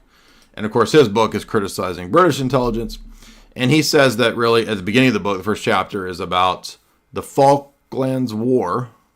And he says that the British intentionally gave weak intelligence on purpose because they wanted to get rid of the Falklands. And so basically British intelligence under Thatcher wanted this to happen. And so that will be relevant also for our Little Drummer Girl event story here. Falklands War was a 10-week undeclared war between Argentina and the UK over this territory. And Rushbridger says that they basically gave faulty intelligence and that they wanted this to occur. So the point is that you can see how intricate this level of stuff and these levels of operations can be. And doesn't this sound curiously similar to what the U.S. Embassy said about the Moscow event? 24 to 48 hours, something might happen. So interesting heads ups type stuff, right? Or vague heads up type stuff. Wally Jenkins, doing the Lord's work, 2501. Thank you. Appreciate that, Wally. I think Wally wins so far with the fattest super chat. Beating out Big Boss. Much appreciated. Tag Who What $3. I don't know if you already mentioned this, but Munich was based basically pro-Mossad propaganda. So Munich was on my list, but I decided that we already had 4 movies to do. I'm sure everyone has seen Munich. So I wanted to pick movies that not everybody has seen. And I'm sure everybody's seen Munich. So that's why we didn't pick Munich. But all right, let's move on to the best of all 3. The John LeCarre Drummer Girl. Now, John LeCarre, I'm not saying he's he's like super beige and trident. He's in many ways, as we said, kind of a contradictory figure because he seems to have this wild faith in democracy, but he's seen how much of a failure democracy is in the last century. And so he seems to be sort of frustrated with his own lionizing of democracy. And so he's very useful and relevant for people of our sphere insofar as being a former MI5 and MI6 person. He writes all these books basically calling out all of the same problems that we highlight. Problems like what Rushbridger talks about in the Intelligence Game book, that it's a lot of fraud. It's a lot of, Rushbridger says the very second chapter, he says that intelligence failures allow for all kinds of funding. So the greatest failures are actually the greatest successes because it allows the intelligence agencies to say to the public, oh, we didn't have enough, give us $10 zillion and we'll be able to spy on you and protect you next time. Sorry, by the way. but just give us more money. So as you see, it's a con basically. So his book is just pointing out that it's just big level money scams. And so these people need to give the appearance of doing all this kind of James Bond hero save the world work. And that's not really what's going on. Now, some people are idealistic. Some people have done heroic things. So I'm not knocking everybody. My uncle was engaged in heroic Air Force intelligence missions, and he decoded the Soviet transmissions and all this kind of stuff. He's got he's dead, but there's a bunch of fascinating stories about my uncle, and I'm sure he was a heroic person. But the bloated bureaucratic structure is what I'm talking about as essentially a giant worthless scam enterprise. That's the thesis of Rusbridger's book. And really, before the Rockefellers in America privatized intelligence, if you don't know this, right?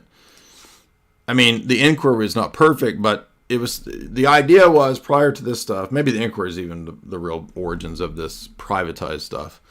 Usually, intelligence would be connected to military. Doesn't that make the most sense? I mean, the military it should be, but that's not what CIA and all that stuff. That's not that.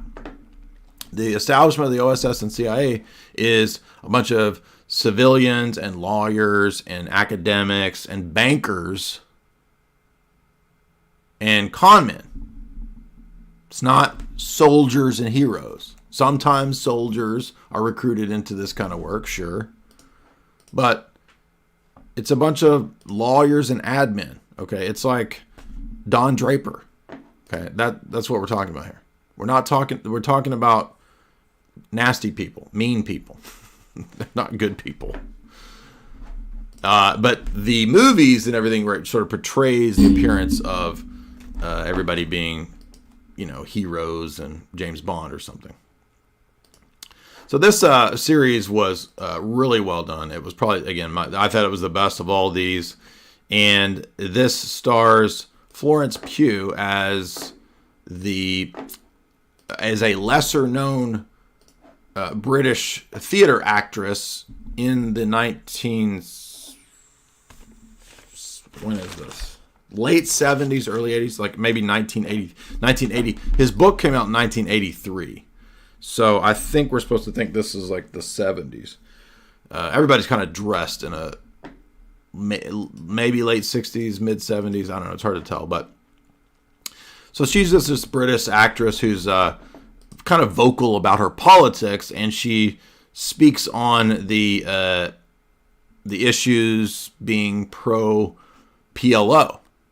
So if you don't know, the PLO was established by I've already forgotten that guy's name, but essentially it was called the Fatah. Arafat was one of the early people at the beginning of it, as well as somebody from Egypt. I can't remember the guys' names, but basically these Arab dudes, Syrian dudes, whatever, they decide, all right, we're going to have a revolutionary Marxist-minded organization called the Palestinian Liberation Organization, or prior to that called Fatah. And I mean, all this. All right, first of all, anytime something's called Liberation Organization, all right, we know that this is already going to be suffused with some kind of bullshit.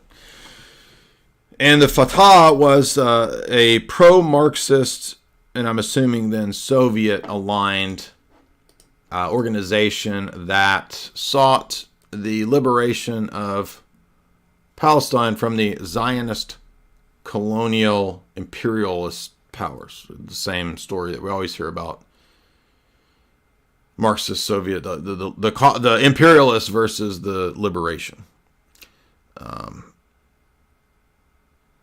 I wanted to remember the guy's name. I couldn't think of his name.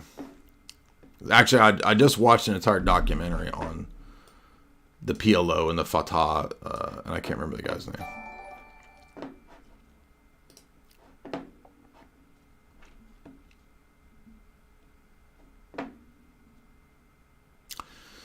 PLO is a Palestinian nationalist coalition, internationally recognized as the official representative of the Palestinian people. Founded in 1964, it sought to establish an Arab state in the entire territory of the former mandatory Palestine, advocating the elimination of the State of Israel. So the original charter of PLO is considered extreme because the idea was to completely get rid of Israel. Now,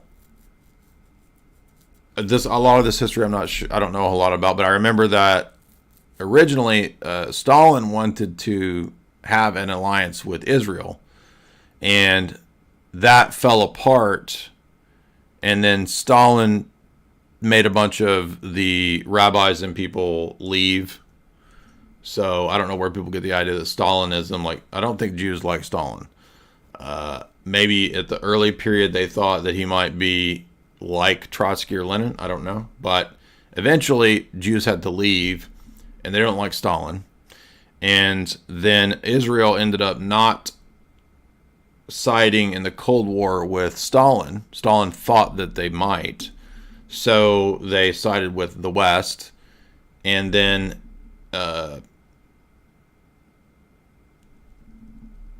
that, I'm assuming, would be why the PLO was had this Marxist Soviet connection. Again, I don't know a whole lot about. I do remember that Ostrovsky has a section where he talks about Arafat, and I think he says that that Mossad tried to get close to Arafat through his bodyguard, and that they tried to. I think they tried to. The story supposedly they tried to get rid of Arafat a few times. So I'm sure some of you guys in the chat would know this history better than me. I don't know a whole lot about PLO, but so. Yeah, that's right, Egypt. So they first met in Cairo in 1964. The Arab League initiated the creation of an organization that would represent Palestinians. Palestinian National Council convened in Jerusalem. But remember, because I know all you people out here are like, oh yeah, Bay's tried. They're going to fight the Israelis. They're going to beat the Jews. They're going to be the Zionists. This is Marxist stuff, dude. So this is, again, not going to be some sort of thing that you want to support. And I don't trust any of these wackos on the internet like Jackson Hinkle, who acts like he's Orthodox, and yet acts like he's a PLO revolutionary Marxist, constantly promoting Lenin. Okay, Leninism is not compatible with Orthodoxy. So him and that other lunatic Haas, that guy's insane. He's got to be some kind of just nutcase. So when I read this, I'm like, okay, this is like Hinkle and Haas type stuff, okay? So I don't know where people think that this is like some awesome thing. It's just not. I'm sorry.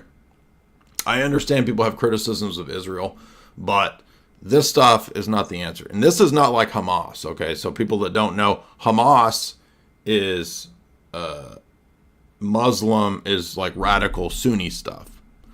But this seems to be pretty secular, I'm guessing, which doesn't make sense either because,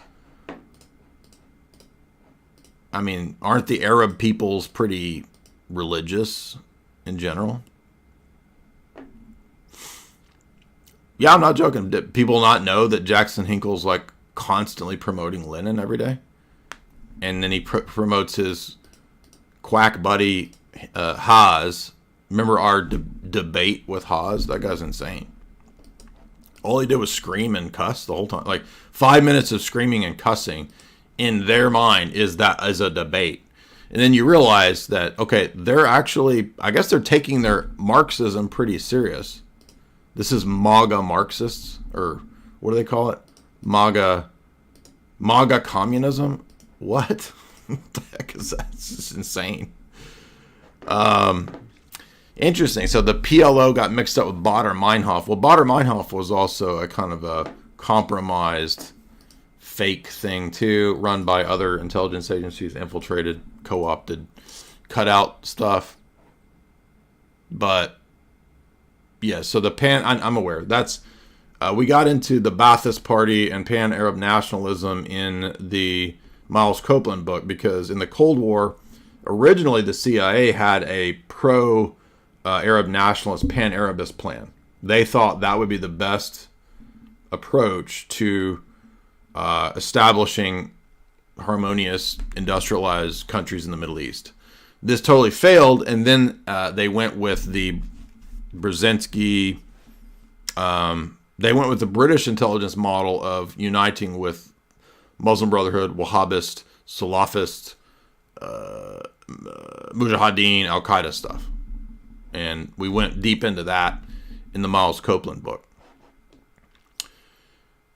Somebody talking about Bader Meinhof. I was just looking up something about when they broke some of them out of jail. Do you remember? Have you read this story when these crazy? I was watching. I don't know how I went down this rabbit hole. I was watching all these interviews with the German radical Marxist Bader Meinhof chicks, and they like blew the wall out of a jail to get one of their guys out. That was crazy.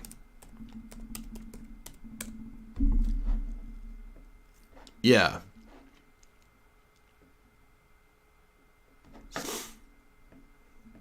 I'm trying to find the video I watched. This is it. This chick's pretty wild right here. Like she's trying to debate her parents about Marxism. It's just wild. Now, I don't think she's a low-level dupe, right? But this might be a fiction version. This is a fiction version, I think. Eine sachliche Diskussion.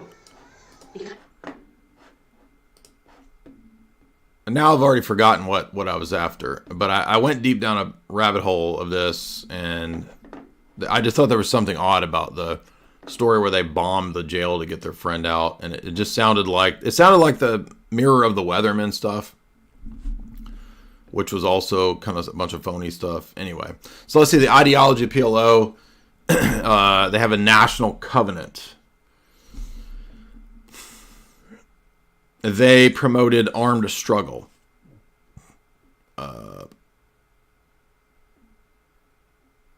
Their core belief is that it's the British mandate, though. I don't know what people always blame Zionists, but it's actually, well, I guess you could say Lord Balfour and Rothschild, but it's not the fault of the Jews that this happened, right? So people blame all of the Jews for the decisions of Balfour, Rothschild, and the British mandate.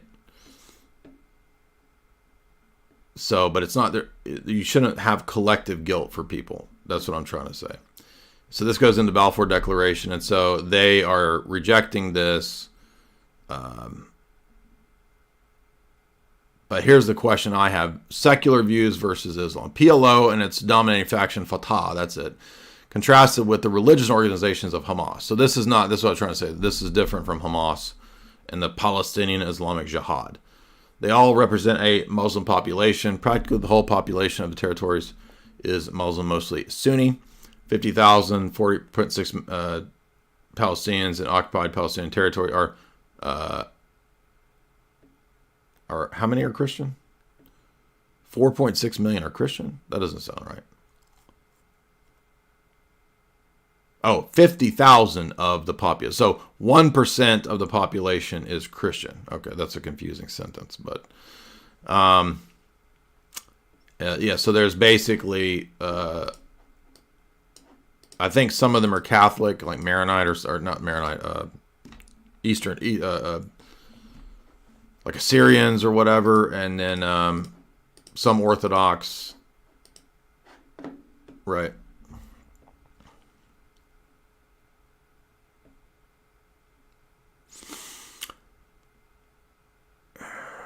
Anyway, I wanted to see the actual covenant because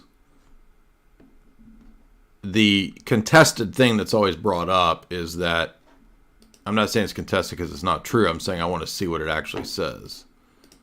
Everyone says, well, it says to get rid of Israel. And that's the key thing, right? Let's see.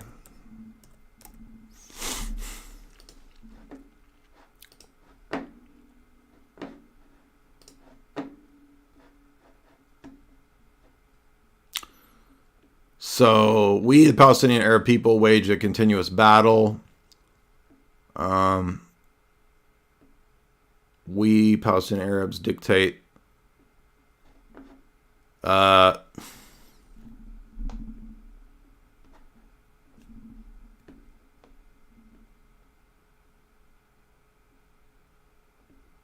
right. I'm not going to read all this, but it looks like, yeah, so see, now here we go. It's colonialism, imperialism, Balfour Declaration mandate. Yeah, that's what I was talking about a minute ago.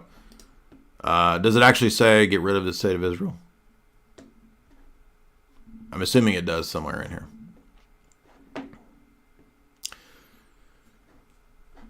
And we covered, by the way,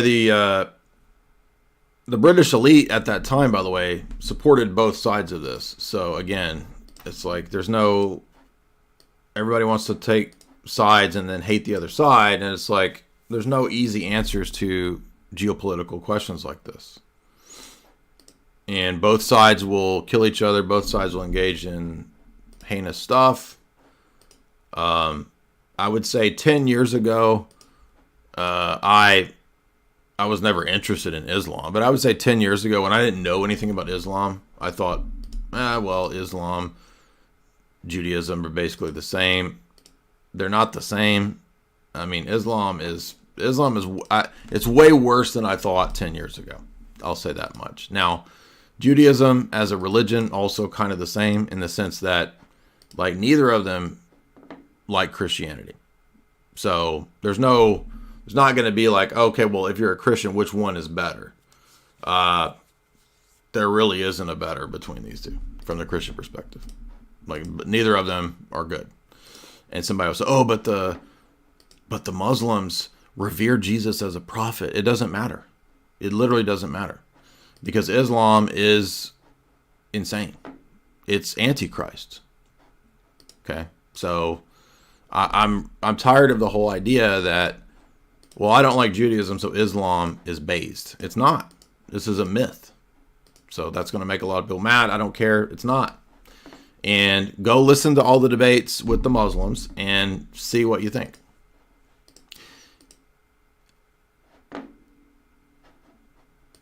And it doesn't matter if, oh, well, Jesus is a prophet. It doesn't matter. It really doesn't. And it's not possible to pick which one of these you like or don't like. Because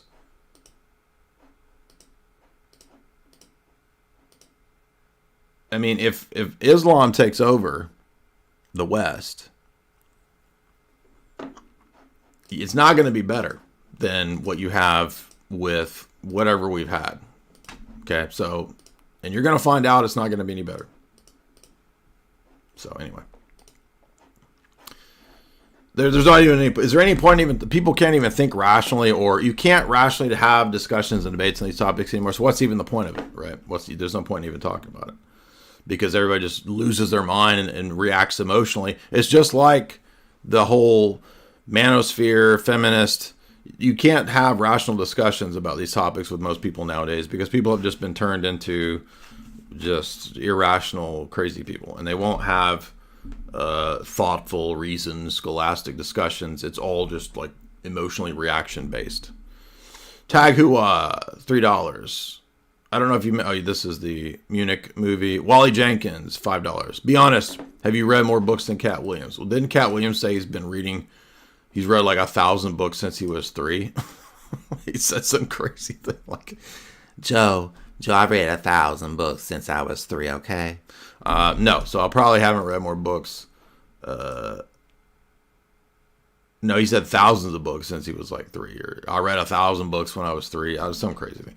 Big Boss 2502. Uh-oh, he's going to beat our other friend by giving $25.02. I was already beaten, but I'll be danged if I'm beaten by a stranger. Oh, he said, he said I was beaten by my dad. I'll be danged if I was beaten by a stranger. Okay, so how did we get off? We got way off into PLO, Marxist, Soviet stuff. So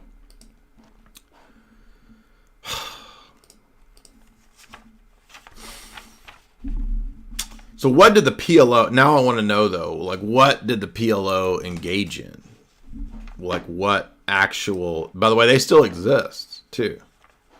So if you look up, because we hear all the time about Hamas, but if you look it up, PLO still exists today as what? So PLO continues to, however, most of its leaders are top Fatah officials in the Palestinian Authority. Here's the Brookings Institute talking about the PLO.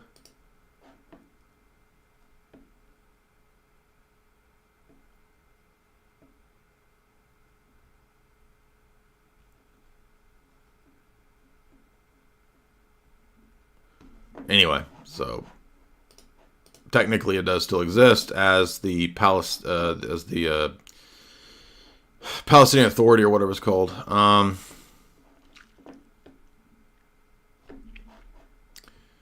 Let's see, what events did they engage in?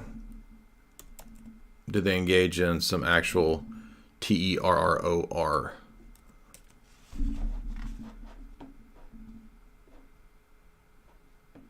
So, supposedly, okay, this is interesting. So, supposedly Arafat renounced the terror stuff.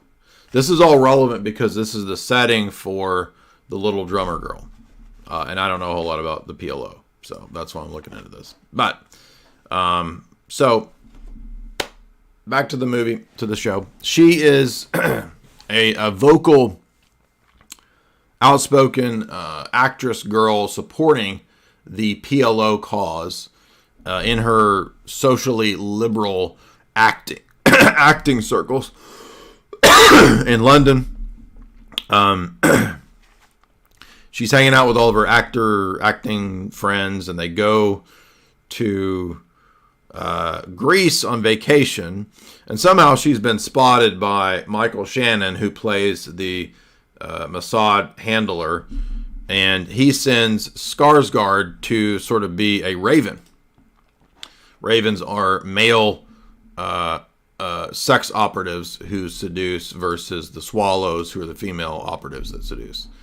I'm pretty sure he's explicitly sent to wine her, dine her, and so he takes her out, and she ends up, she starts liking him.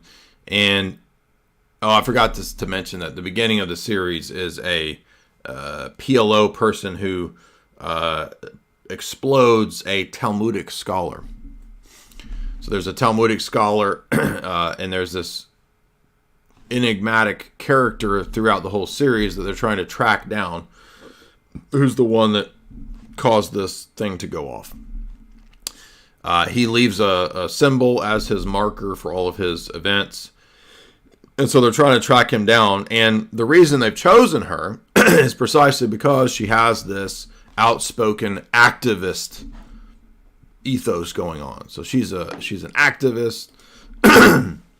She went and heard the brother of the pop maker, right, speak at a PLO event with all of her radical left activist buddies. And so there's a fascinating series of conversations that occur. In fact, Skarsgård even says that this is all caused by the British mandate. So he says that we wouldn't have these problems if we had not had all of that in the background. By the way, that is what I've said. Now, look, that means that LeCarre is writing this story telling us that that's actually what's going on. As an intelligence operative who would be knowing these operations of both British intelligence and the Mossad, LeCarre is really spilling the beans. And there's a key line that comes up multiple times in this series. The series is filmed, like the cinematography is phenomenal. The color symbolism in this series, phenomenal. The scene transitions are amazing. I haven't seen a series this good in a long time. And the key line I want you to hone in on and remember is that terror is theater. Terror is theater.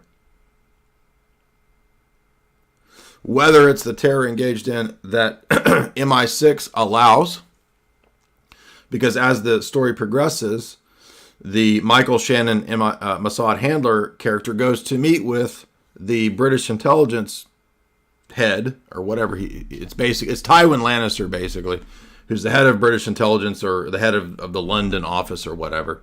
And they have to arrange this deal for a staged TERROR event to occur.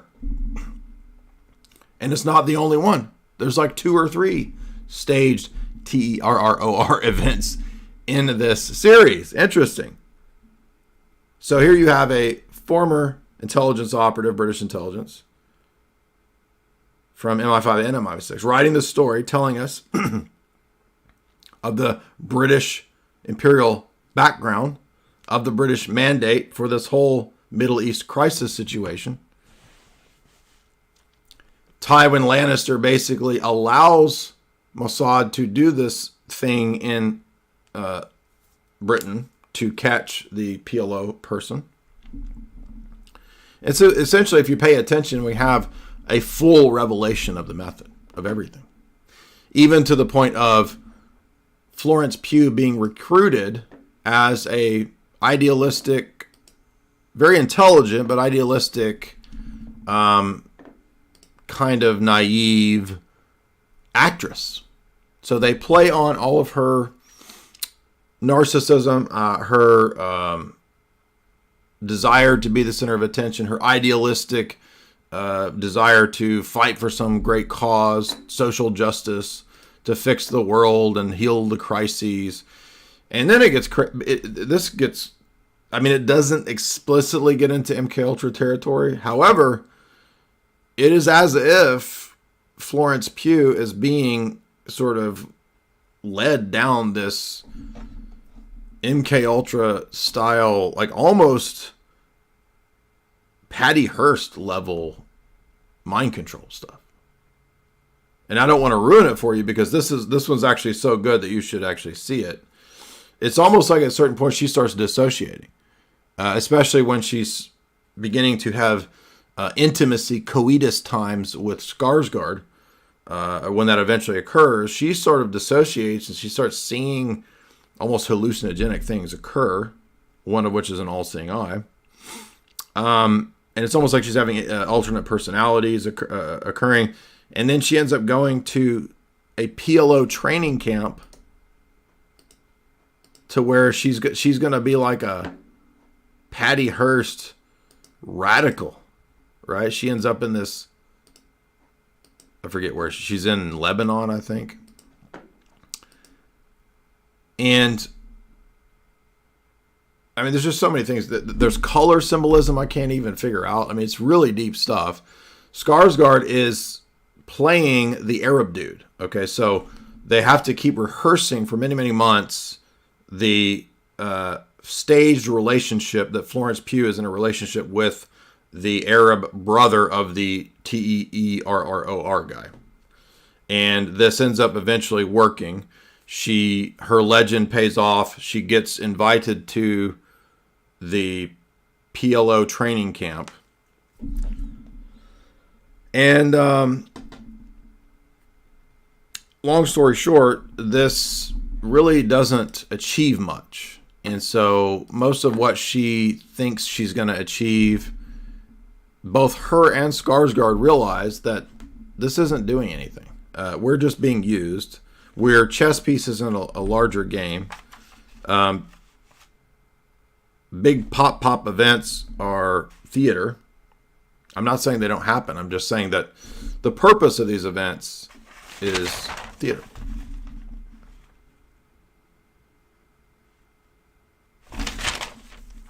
Also then echoing, as I'm sure you're aware, other LeCarre stories, which also reveal what's really going on with a lot of the war on T. I don't mean testosterone. There is a war on testosterone, but Most Wanted Man. Very similar story where the German intelligence, Rachel McAdams is the social worker, Philip Seymour Hoffman, give me the rabbit's foot. Give me the rabbit's foot.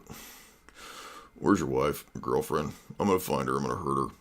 My favorite impression, Philip Seymour Hoffman from Mission Impossible 3. The TERROR people that he's trying to get to, eventually he tracks them down, and Uncle Sam shows up, CIA, to protect the TERROR person. So again, Jean Le Carre telling us something about the war on T through that excellent movie, Most Wanted Man. Again, he's telling us something here with Little Drummer Girl because, spoiler alert, final revelation is that we would actually be much happier out of this world and living our lives based around choices that we would like to make for our own lives and not for amorphous, unknown collective entities. I know that sounds kind of cheesily libertarian. However, there is some truth to this. I think as you get older, you realize that, I mean, there can be a heroic actions where you die for your nation, for your people. It's virtuous. I'm not denying that, but I'm saying that this domain of this stuff is a lot of not virtuous actions that are vices that lead to a lot of trauma and misery. And the people who we've seen in tonight's stories typically want to leave this world and go do other stuff. That's the point. So amazing insights, I think, that the glamorized spy world is not actually that glamorous. It seems like a very traumatizing, miserable, hellish existence that most of the characters in our stories wanted to get out of. And let's see, we got a super chat from Big Boss again. No, I'm sorry, we already did the Big Boss. I'm trying to make sure I didn't miss anybody's super chat. Now I want to remind you too that if you're a weak soy man, which I don't think this audience has many of those, and one of the reasons that this audience doesn't have many of those is that we do support companies like Chalk.com. That is our show sponsor. Head on over to Chalk.com. Use the promo code J50, that's JY50, to get 50% off all those awesome Chalk products. And if you use the promo code J53Life, you can get an extra discount for recurring subscriptions. And I feel like if you do get Chalk, you're going to want that on the regular. Also, I would say, do check out this Little Drummer Girl. If you want to watch any of these, the Operative and Little Drummer Girl were the best of this niche spy genre. And hopefully you enjoyed it. Also hit like and share. I don't understand why when I do the spy movies, you would think everybody would be over here wanting to learn things, but they never get that many views.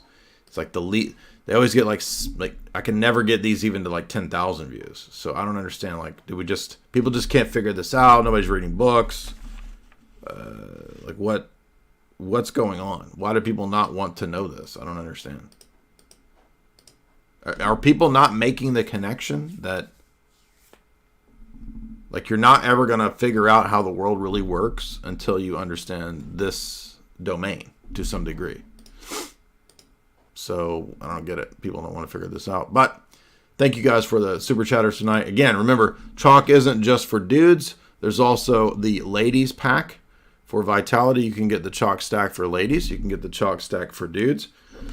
They're stringent on their purity policies over there. So it's better than organic, I would say. You can get the 7 Wonders to make up for any mineral deficiencies that you might have. Also supports healthy immunity. It helps with inflammation. If you're a lady and you have issues with like hormone imbalance or whatever, Irish Moss is great for that. Ashwagandha is great for that. Action 2.0. Also the Chad mode. Remember the Chad mode? Shout out to Vivek Roboswamy, right? Our AI Chad mode ad. Vivek Roboswamy. Everybody's like, is this Vivek Ramaswamy reading the ad? No, the Chalk bros just thought that was funny, and it kind of does sound like Vivek, but it's not actually Vivek. So, anyway, everybody have a good night. Hopefully you enjoyed this. Looking forward to, I want to eventually read. I mean, this was good enough. Now I want to read Little Drummer Girl. I remember reading LeCarre's the first one, the most famous one, and George Smiley one. But look, it's kind of boring, man. Come on. Now, Little Drummer Girl is not boring, but LeCarre's first book or whatever, the most famous book, it's just. I get it, you're the anti-Bond, but come on, man. And nobody wants to read a spy book that's boring, right? And it's not a bad book. It's just he wanted to so be the anti-Bond that it's just like, I don't know, put me to sleep. But I don't think Little Drummer Girl would put me to sleep. Anyway,